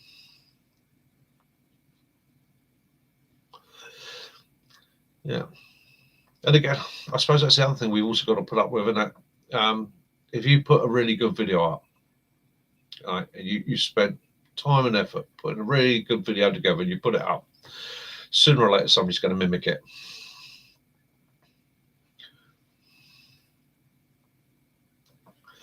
Yeah. And I don't mind that. Do you know what? I have no problem, because I think the imitation is, what did you say? Imitation was the best form of whatever. If somebody's imitating you, it's because you're doing it right and you're doing something impressive. It's a case of, and I've got no problem. Bushcraft survival. Sooner or later, we're all going to do something fairly similar. Whether it's a firelighting technique, whether it's a video on building a tripod smoker or whatever. But the thing is, it's when it's a blatant copy. It's just a little bit much. That's the word. That's it. Lee, you got it right there. Imitation is the best form of flattery. You know, it's because of what we're doing. It's quite niche. And I don't know about you guys, but quite often I sit there and I try to imagine my viewers as the guys that know nothing.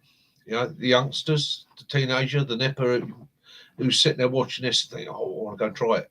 So I try and keep it simple and all the rest of it, and try and keep to small things. We could, I mean, it's like chemical fires. I mean, Christ, you know, there's about 30 different types of chemical fire. One, do you really want to teach people how to make what is invariably an incendiary device for firelighting? Have I got or used a Kelly kettle? I tell you what, mate. Dive on my channel, have a look back. You're looking for the video, My Make the Kelly Kettle. I've used a Kelly kettle for an excess of 20 years.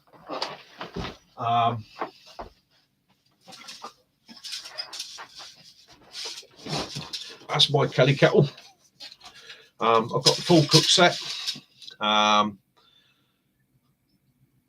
They are an awesome bit of kit. They are bulky.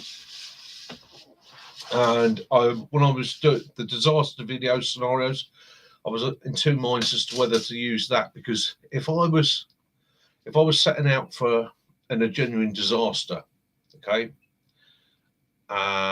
if I was setting out in a genuine disaster and I could take kit from this room, I would take that.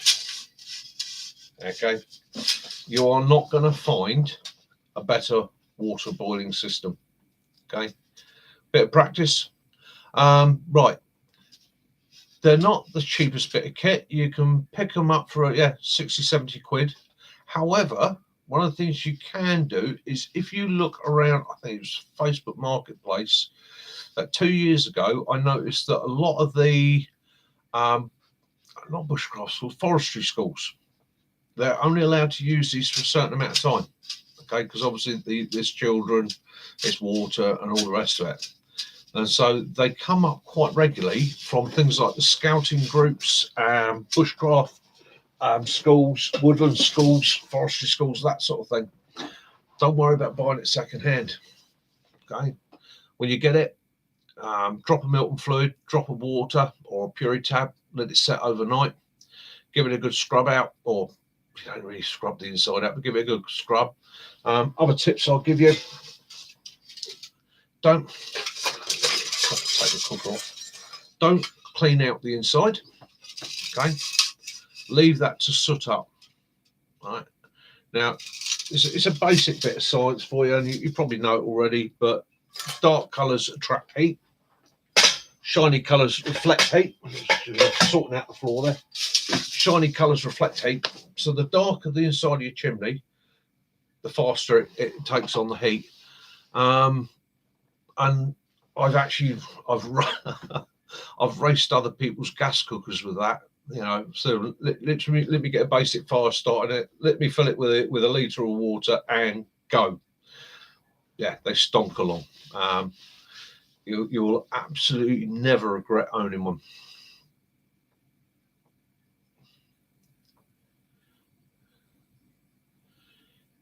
Yeah, right, exactly. Don't like it, use the off button. The only thing, I mean, I'm a bit gutted at the moment, I'll be honest with you. This one's had it.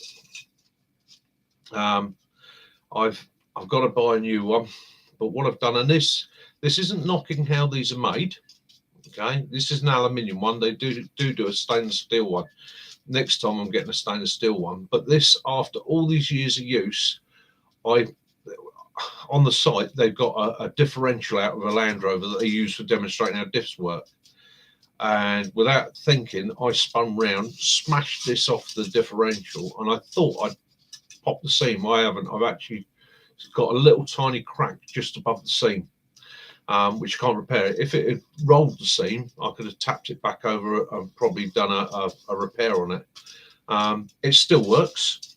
It just dribbles a little bit of water. The other thing for you to remember, mate, if you're using one of these, if you can get one, they get two types of cork. They get a solid cork, or they get a cork with a whistle. Okay, ideally you want one with a whistle.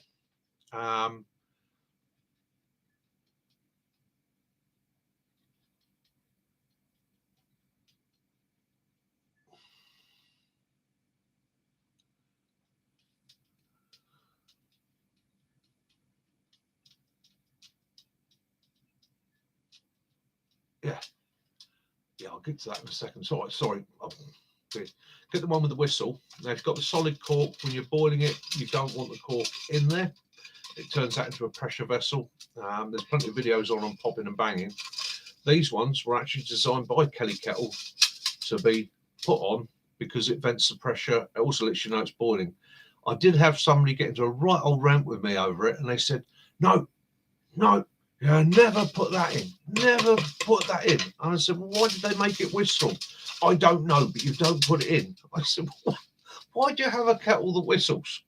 And they went, well, to tell you it's boiling. I said, right. So they developed this cork so that it lets the pressure off and tells you it's boiling. Okay.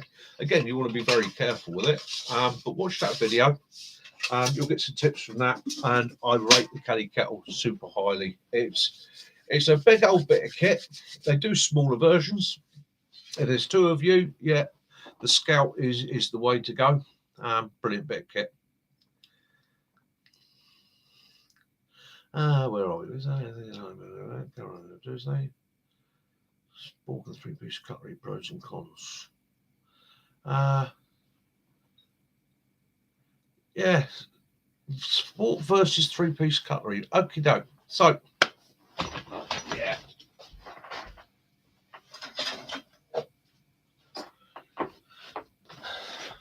Yeah, sports versus three-piece cutlery. So Mac and me are the same generation. So we both know about racing spoons. Okay. And some of you other guys will know about a racing spoon. A racing spoon was a good spoon. It was one that was small enough to get into your rations. Yeah, big enough to get what you wanted into your mouth, and in a hurry usually. Hence racing spoon. Because when you've only got a few minutes to get your scoff down and it's not going to stay hot for long, it is like that. Some of you will notice as well on the videos, and I have had people say in the past, I wolf my food. Okay, that's a purely psychological thing. That goes back to a childhood where my brother, and if you ever see this, Jace, I apologise, but basically if he got the scoff before you, you lost out. It was first come, first served. The food went on the table. The first one to get it down his neck got it. Okay. So as a kid, I got into the habit of like that, and it's a psychological thing. Even today, it's quite embarrassing for my wife. I think if we go out for a meal, that I can demolish a meal in no time at all. Wooden spoon cut down. Yeah. If you lose it, it will degrade. I've got one up there actually that Jace got me. But yeah, sporks. So three-piece cutlery kit, great big, wonderful to have if you've got the space and the weight. But a spork, yeah, bright pink spork that I use this week, plastic one. Why plastic? Well, it floats. It's easy to clean. It's lightweight. Okay. I don't think I ever really used the fork end. You've got a little knife edge on it. Spoon's the most important thing, and it's a one-use tool. Makes me tea, my coffee, eats me rations, eats me pack. What you'll always see me doing is my little boiling pots. So I'll boil my bag, make my brew, leave 2 inches of water in it, put that back on the fire so it's boiling. When I finish with the spoon, drop the spoon in it, let it sit in it for a minute or so. Take it out, give it a swirl, give it a clean. Right, keeps your spoon clean. And again, because you've already gone like that, there's no particulates on there. But what you're doing, you're just going to sterilise it. Metal ones, little stainless steel one, great bit of kit. I've seen people with quite long-handled spoons, titanium ones. They're brilliant bit of kit, but I find I can get on with that. And I do a lot of ration packs, and I shall just reiterate this. Ration pack. There we go. So I see this all the time, and it does make me giggle. And I think I've mentioned it on my channel before. So standard NATO ration pack, okay, designed to be opened from here to here. Okay. Just lately, I've seen a lot of guys saying, no, you want to open it that way because it makes a bigger bowl. Okay. From experience, yes, that way makes a bigger bowl. Okay. You've still got to hold the pack that is hot. Right. And it is hot. And you're liable to drop it. And as soon as you drop that, it's gone. Dinner's gone. If you're holding it that way up, and bear in mind, most of these have an expandable bottom, so it will actually stand up if you wanted to, okay? And you eat it that way. The other thing is, if you then got to move across camp, so up the woods where we are, we're doing 4 or 5 people are doing their scoff. You might have to take it in turns to use the container, the water, whatever. You can take it out, open it, and then think, I've got to move. You can roll it up like that. These are foil packages. They don't close fully, but they're like that. Now, if I drop that on the forest floor, all right, I'm not losing all my scoff. If you do it the other way, you're going to lose all your scoff, I guarantee you. Okay. And all for the sake of the ease of getting into the bag. I've never had a problem getting my food out of my bag. I just don't get some of the tips. Yeah, eat your rats with a glove, put it inside a woolly hat. You know, whatever you got to do. But Steve, Take care, mate. Be good. Take it easy. Right. Have fun. Catch you again very, very soon. Right. All the best, mate. Keep the videos coming. I'm thoroughly enjoying it. Right. Be good. Take care. Look after yourself. Yeah. So, but that's just me. Again, if you find that way works for you, you crack on with it. But it's just from my own experience. I've lost more than one good dinner when I really didn't want to. Really didn't want to. Oh, all right. So, what else is there? What else is there? What's going on in you guys' lives? Anything interesting coming up? Anybody looking at having any major adventures, doodahs, shits and giggles?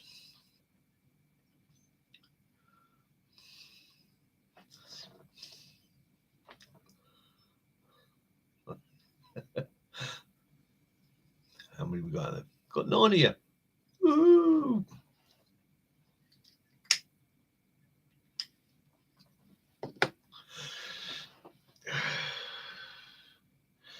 Yeah, and I've got to say a big thank you to all you guys. The support I get from you guys is really appreciated. It got up to 11. Yeah, the support I get from you guys is really appreciated. I can't reiterate to you lot how much I appreciate it. Every single one of you, I would shake your hand and give you a hug. Right? I appreciate all the support. I know not all the videos are the best videos in the world, but at the end of the day, the encouragement, the thumbs up, the comments, yeah, makes me want to strive to improve it and get better.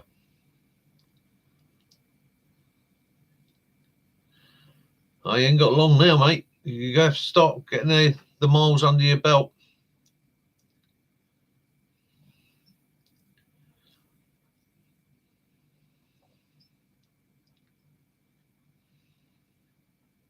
Yeah, Lee, it's I had people saying to me, obviously because I'm lucky, I was doing the training, and I had people saying to me, you know, are you going to do it? Are you going to do a video? You ought to do this, you ought to do that. I actually had one of our clients who does a lot with PR who turned around to me and said, why don't you do some DVDs? All right. And I was like, well, you know, I've never been one for talking in front of a camera. But eventually it just got into it. So, yeah, Sam, what you want to do, mate, just remember, that is a long tab you're going to be doing. Okay, your build up is more important than what you're carrying on the day. In fact, if I'd say to you, mate, if you can do 5 miles twice a day, split it up into 2, 5 mile in the morning, 5 mile in the evening, okay, or in the afternoon, especially now the evenings are drawing out. Don't go for the full weight to start off with. Start fairly light. I'd start probably around 20 pounds. Chuck that on my back. Do that for a week, and then and don't push it further. Just do that for a week, okay. Then the following week, on the first day, say to yourself, I'm going to walk until I start to feel that it's time to turn around and come back. Measure that distance out, and then use that as your parameter for that week, and then build it that way. Don't push your body beyond what it can do. Right? Anybody, including an old fat lame git like me, can do a 5 miler. Okay, 2.5 out, 2.5 back. Do that twice a day. Starts to stretch the tendons. It starts to build the muscle. It starts to prepare your body for doing it. By carrying 20 pounds, you're not overexerting your back, but you're starting again to adapt the tendons, the muscles, the ligaments, and then you can build it up. Yeah, exactly that, Lee. And it's just steady build up, steady build up. Jace, I'll see you tomorrow, mate. Take it easy.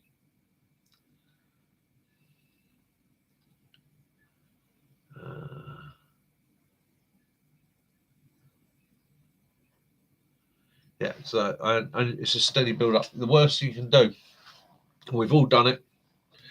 you back of your head goes, yeah, I can do that. I can do 20. I'm going to go do 20, and I'm going to do it with the full kit on. And you go out, and basically, for you, you got in a short period of time. You've only got till May.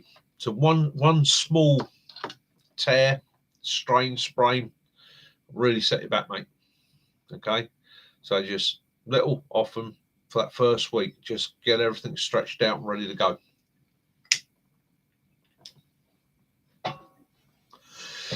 And remember your warm downs. That's another biggie. You know, you get back, stretch it out. You know you're getting there when you start to crave a Radox bath. You know, so you know you're getting to that point. Brilliant. Doing 8 to 10s. Right, so if you're doing 8 to 10s, yeah, that gives you your baseline. If you can do 10 comfortably, you're laughing.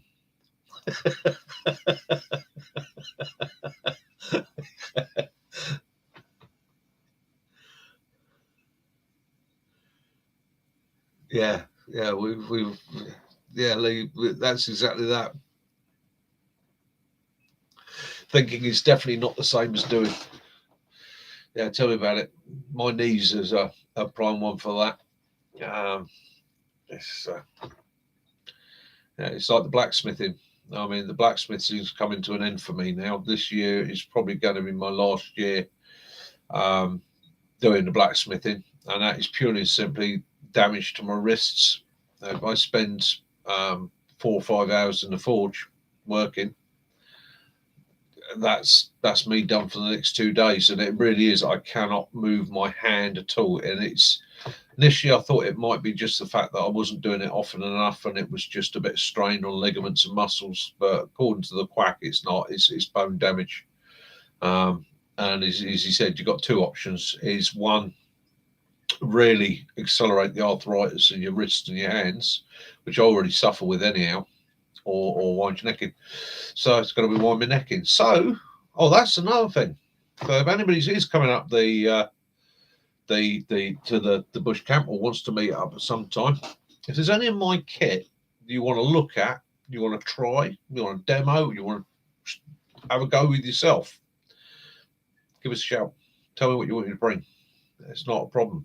Any of the packs, any of the cook sets, any of the knives, any axes, saws. It's one of the difficult things in this game is we see so much kit. It's out there all the time. You're always seeing kit, and you think, I'd love to give that a go. The trouble is, then when you look at the price of it, you're like, God, how much is that? Can I spend that? Can I afford to budget for that? And then find I actually don't like it, or it's not what I'm looking for, or I can't get on with it, or it doesn't fit. So again, my attitude to that there is, if we're ever meeting up and there's something you want me to bring along, just Mick, could you bring that with us? 2 best bits of kit I've bought in the last 6 months have to be that little Amazon bush box, sub 20 quid. That thing is phenomenal. When I first got it, I thought, what a load of rubbish. It is so thin and flimsy, it won't last 5 minutes, it'll fall apart. I've hammered it and it is still going strong, and it is so fast, it is so efficient. If you want to boil that kettle of mine, I can literally boil that up in minutes. I get a real blaze going on that. Downside of it burns out quick. The gasifier is not as fast. Okay, it's not as spectacular, but fuel efficiency, a handful of pellets on that does just last and last and last. And again, it's quick. So if you're looking for small gasifier or a little folding bush box, if you've got the space for it and you can afford to carry it, and they do fit in the rocket pouch on a Bergen Kelly kettle will fit in that. The complete set will go in that. It's quite often how I carry it.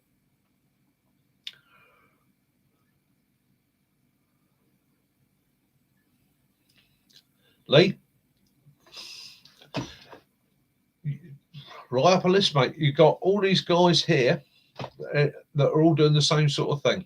Okay, if you got to get rid of kit, put a list together of what you got, stick it up here next Sunday. Yeah, I can guarantee you there'll be guys here that go, oh, I'm after one of them, Lee. I'll email you and sort it out that way. Or again, stick it out on the old, what do they call it? Our Facebook marketplace, somewhere like that. But yeah, stick to your guns, because every time I put something out on there, there's somebody comes back and goes, "Oh, you should take a tenner." No, I could have 50 quid. That's what I want for it. It's going to be the same thing when I get rid of the forge. So when I get rid of the forge, I am literally going to advertise it as a complete forge. So it'll be the gas burner. There's 2 gas forges. There's the anvil. There's the blacksmith's vice. There is a bandsaw. There is the tools, the tongs, a couple of the hammers. I'll do the whole thing, and it'll all go as a one-er. And I'm probably going to stick the whole lot on there for £1,000. For me to buy in over the years is probably cost me best part of £4,000. But it's second hand. I'll stick it up for £1,000, and if it gets somebody else to start, gets them going, even if it's a case of they're new to it and they want to come out and see it working, have a demo. I may even give them a lesson on it. Just get them started. That's the way to go. Yeah, but you have your problem with your kit is the same as my problem with my kit. Right, my Kenny kettle's broken. She's been so loyal to me. I can't let her go. We've had so many adventures together. You get attached to your kit. You really do. They're like old friends. When it's just you and a fire, and it's a bit dark or a bit cold and a bit miserable, you get your Kenny kettle out, you're like, "Oh, sweetheart, can make me a nice warm drink." Yeah, physical attachment to inanimate objects. She's a human trait. Yeah. My love, right, that kettle could never, ever replace you. Promise you. Stay still one, might. Don't mean that. Don't mean that. I love you dearly. You are my rock. You're the thing that you are the one solid thing in my life keeps me going. And I love you very, very much, and I don't care who knows it.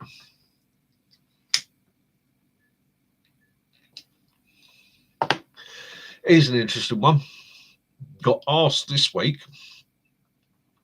how would I go about grabbing a squirrel? Okay.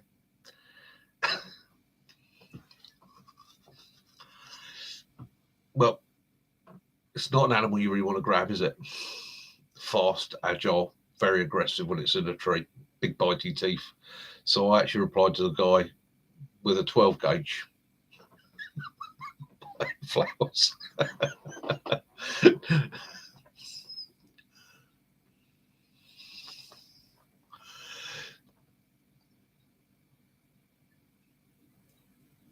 Squirrels do taste like pork.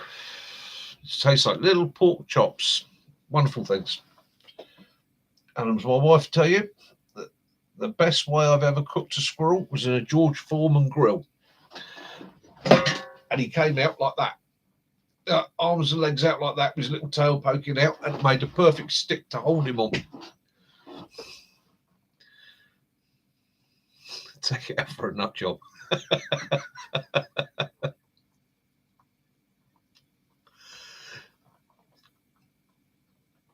Yeah, that's true. I've got to admit that. My wife, Kaz, she buys me a lot of my gear, because I am one of those that will sit there and go, "Oh, I really fancy it. I really fancy it. Can't justify it. She'll go, all right." The next thing I know, she'll go, "Oh, that's coming for you." So I'm very, very lucky there. I know how lucky I am.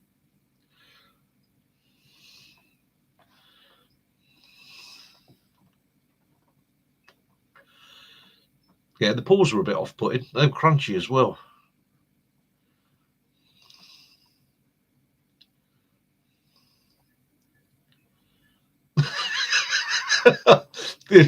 Mac, did he hang on to it for long? That's the question.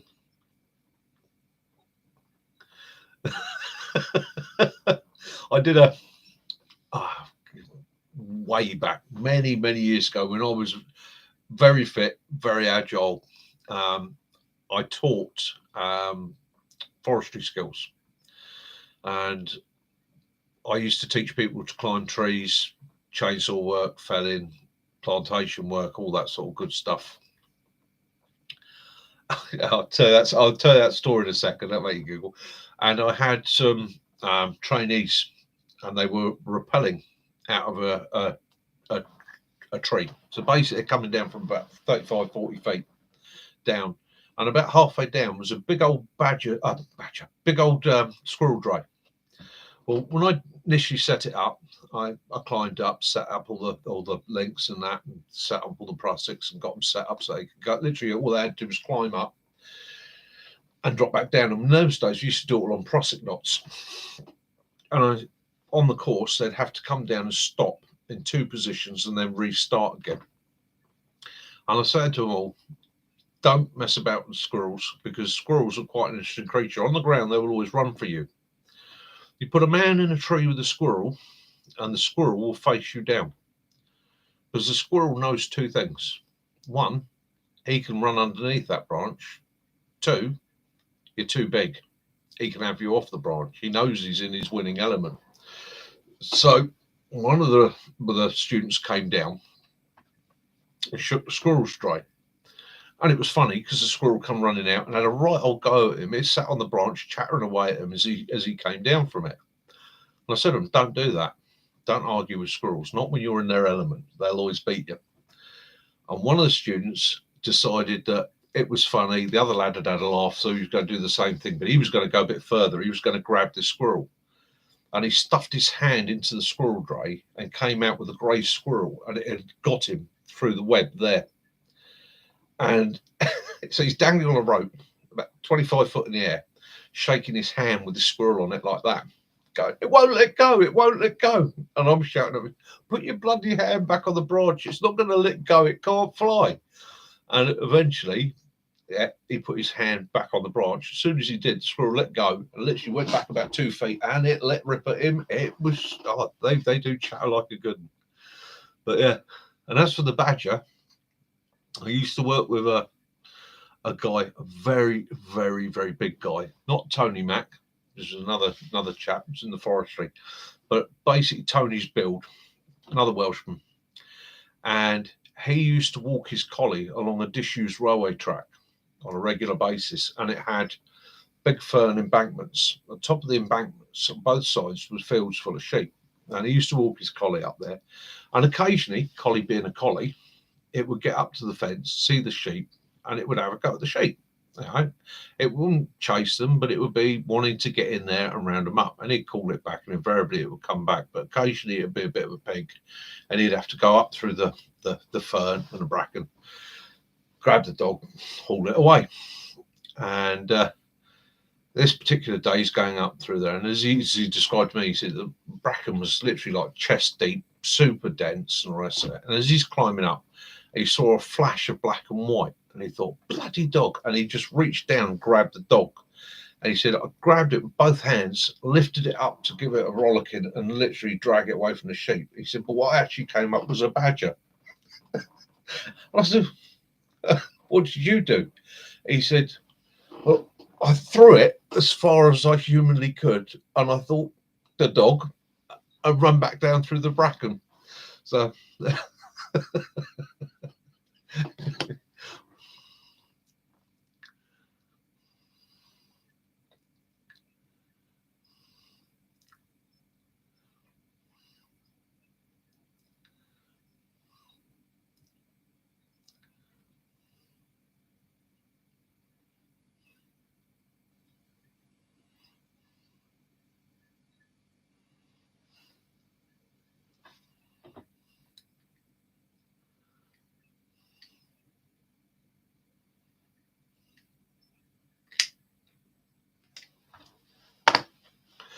rabbits make very good house pets. Very good house pets. 3 dogs, a cat and a rabbit.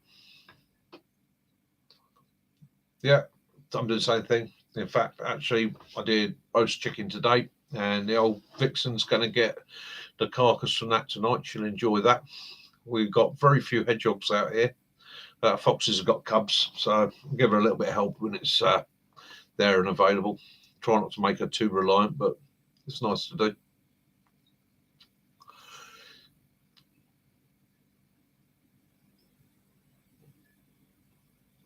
Yeah, oh yeah, we've rescued all sorts of years. And that's the thing. So people often come back to me and they say, "Oh, you hunt?" Yes, I do hunt. I do vermin and pest control. I grew up on a farm, grew up on a dairy farm. Part of my nature. Do I enjoy killing anything? No, absolutely not. It's a miserable experience. If I had to put food on the table, it's not a problem. I could go and do it like that. Okay. If I'm fulfilling my role in nature, okay, with the pest and vermin control, the only satisfaction I've ever got from that is a humane kill. And that's what I dedicated myself to. If I couldn't hit it with the rifle and know that squeezing of that trigger was going to be an instantaneous kill, I didn't take the shot. So that led me to very much improving my stalking skills. And people have often said to me, when it comes to shooting, it's about being a good shot. No, it's about being an okay shot, but being able to put yourself in a position to make sure that shot counts. So it's your stalk, your concealment, your movement, your camouflage skills, and that. And there's, yeah. In my previous role, firearms was my big thing. So yeah, pretty much. Yeah, Well, let's give you a quick rundown, and this is just a quick rundown. It's not too in depth. So, pistol starting with the Ruger 22, Browning 9mm BDM, Sig P226, Beretta 9, and then saw the beginning of the Glocks, and they came in. Everything pretty much in the HK range, from the HK MP5K to the MP5 to the MPSD, HK53, HKG3, the SLR, SA80, A1, A2, both in LSWs, 303 rifle, obviously, I had a couple of those, CZs, what else do we go through? Frenchy Spaz, Remington 870s, Berettas, back into rifles. I saw the M4 come into the UK, then get dropped and go to the DeMarco. And then we went to the HK 416, 417s, which is a 5.56 and 7.62 variant. L96 A1, L96 A2. So pretty much everything sub 50 cal that's been in service in the last, or I will say it was in service between 1995 and 2019, when I had my accident and I retired. Finally set my boots to one side, shall we say. Most of that was in training role. So yeah, pretty much. My view to it always was, you can take an average marksman, an average shot, but if he has the skills and abilities to stalk, use camouflage, use concealment, use his environment around him to put himself in a position to make that shot count, that's all that matters. And that's whether you're doing pest and vermin control. Back there's an air rifle, and then I've got my cabinets, which we won't go into that too much because obviously a lot of people know what I've got there. But that there is just a 2.2 air rifle with a reasonable scope, which occasionally gets used for a bit of bunny bashing. shouldn't say that. Bit of vermin control, shall we say? If I'm called, a friend of mine's got a stables, and occasionally I'll go over there and deal with the horses, or I might take something a bit larger to deal with the foxes for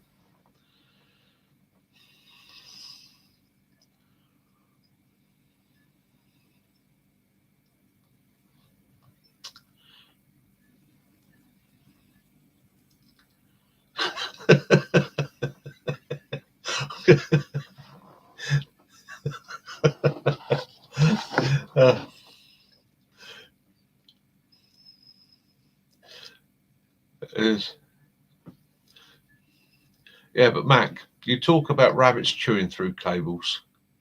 Do you remember the Guinness and pig incident? Yeah, that's a dog that learned what an electric fence was. I've never seen an animal back up so quickly.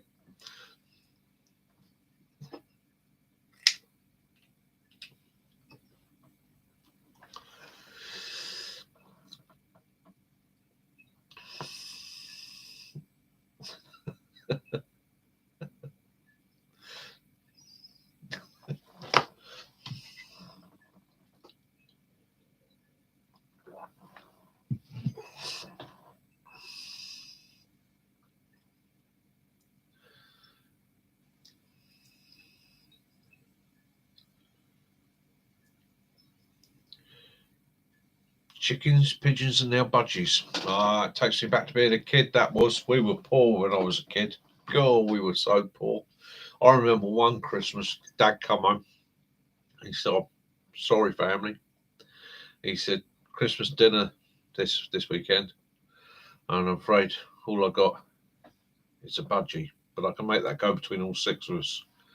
And my mum went, "Don't be an idiot. How are you going to do that?" He went, "Get me £12 of stuffing." He said, "It's going to be a hell of a job getting it in there." And he's going to scream all the time I'm pushing it in.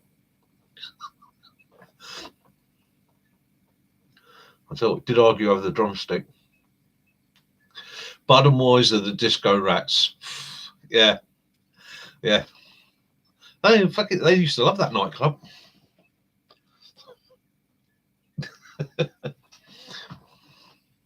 Those 2 rats used to sit out on the windowsill talking to people as they went past on the street.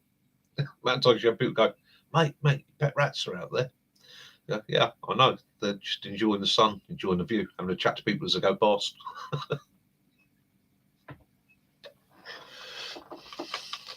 It's like the bread roll incident.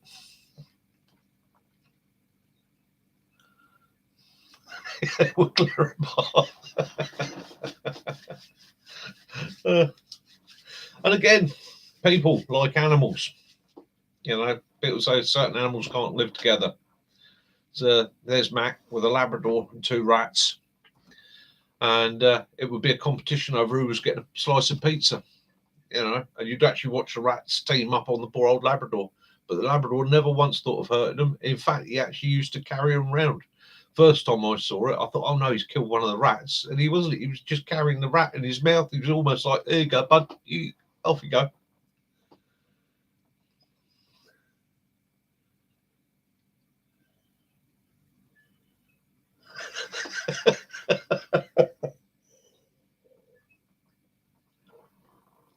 Yeah, I remember you turning around. I'd come around in the morning. You were like, "You stop bringing those bloody bread rolls around."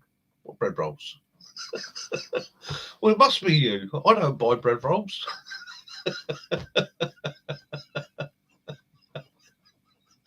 I thought he's losing the plot. It must be the buying of bread rolls. Where else would they be coming from?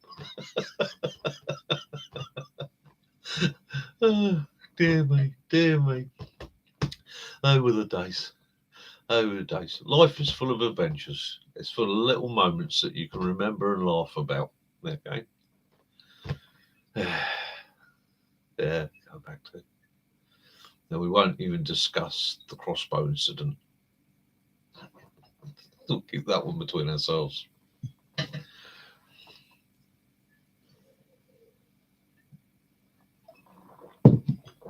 Oh, right, guys. So that's 2 hours and 19 minutes. All right. I'm going to do what I usually do. Yeah. I'm going to say good night to you guys now. All right. I'm going to sit here. I'll give it 5-10 minutes. Let you guys say good night to one another, and say good night duck shooting, and duck shooting. Yeah. Remember, you've got to make a good solid backstrop. Good solid backstrop, Land Rover roof, 2 big straw bales. Yeah, that'll stop it. Guys, Ed, has been a real pleasure as usual. Next Sunday, same time, same place. Anything you guys want to bring up, ask about, you're more than welcome to. Yeah, I'm going to have a good week this week. Hopefully you'll all have a good week. Those of you that are doing videos, get out and do your videos, have some fun. I'm hoping, I'm not promising, so I get on. I might do the second part of the disaster video this week if I get a chance. And I also want to do my put in a wood. If I've challenged everybody to it, I suppose I better do one. Take care, have fun. Sam, take it easy. You're a good lady. Lovely to see you. And I'd like to see more ladies. I should come out wrong, didn't it? Yeah, it's another thing I want to encourage young people, women, because I will tell you next week, we'll talk about this. Women in survival. Why do more women survive in dangerous situations than men? There's a lot of interesting psychology behind that one. Lee, God bless, mate. Take it easy. Rick, take care, my friend. Look after yourself. Mac, as always, mate, be good, bro. Kaz, I'll see you in a little bit. Yep, Sam, not a problem, mate. Not a problem. As long as I know you're out there and you're safe and you're good, that's all that matters to me, mate. Look after yourself. Have fun. Be good. Yeah, they are calm elite. And there's also there's a lot of research gone into the whole genetic theory between male female survival traits, and it all comes down to very, very interesting physiological and psychological traits that women have. Dirty faces. Cheers. Have a great one. Have a good week. Look after yourself. I hope my voice has been a help. Thanks for all the comments. Okay. Really appreciate it. I might have missed one or two. If I have, I do apologize. I do attempt to answer them all. But yeah, thank you so very, very much. Looking at where you canoe, you're obviously fairly local. Maybe we can also meet up one day, have a brew and have a natter, or just I don't know, have a walk, set up a basher, stare into the trees. Yeah. So take care, be good, look after yourselves, be happy. I shall sit here for a few more minutes just in case anybody else wants to come up and say good night, and then I shall end the stream. And thank you for being part of my community. I really appreciate it. Foxy lady, subscribe to me.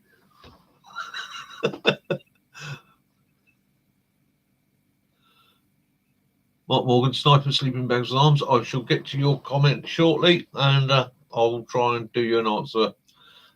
Get messages on my mail. Guys, yeah, all the best. It's been another cracker. Thank you very much. See you later. Remember, as I always like to say, love those you do, forgive those you don't, and peace and light be upon you all. Good night, my friends. Take care. Have a great week. Look forward to seeing you very, very soon. This is Mickey, Hampshire Outdoors. Mickey out.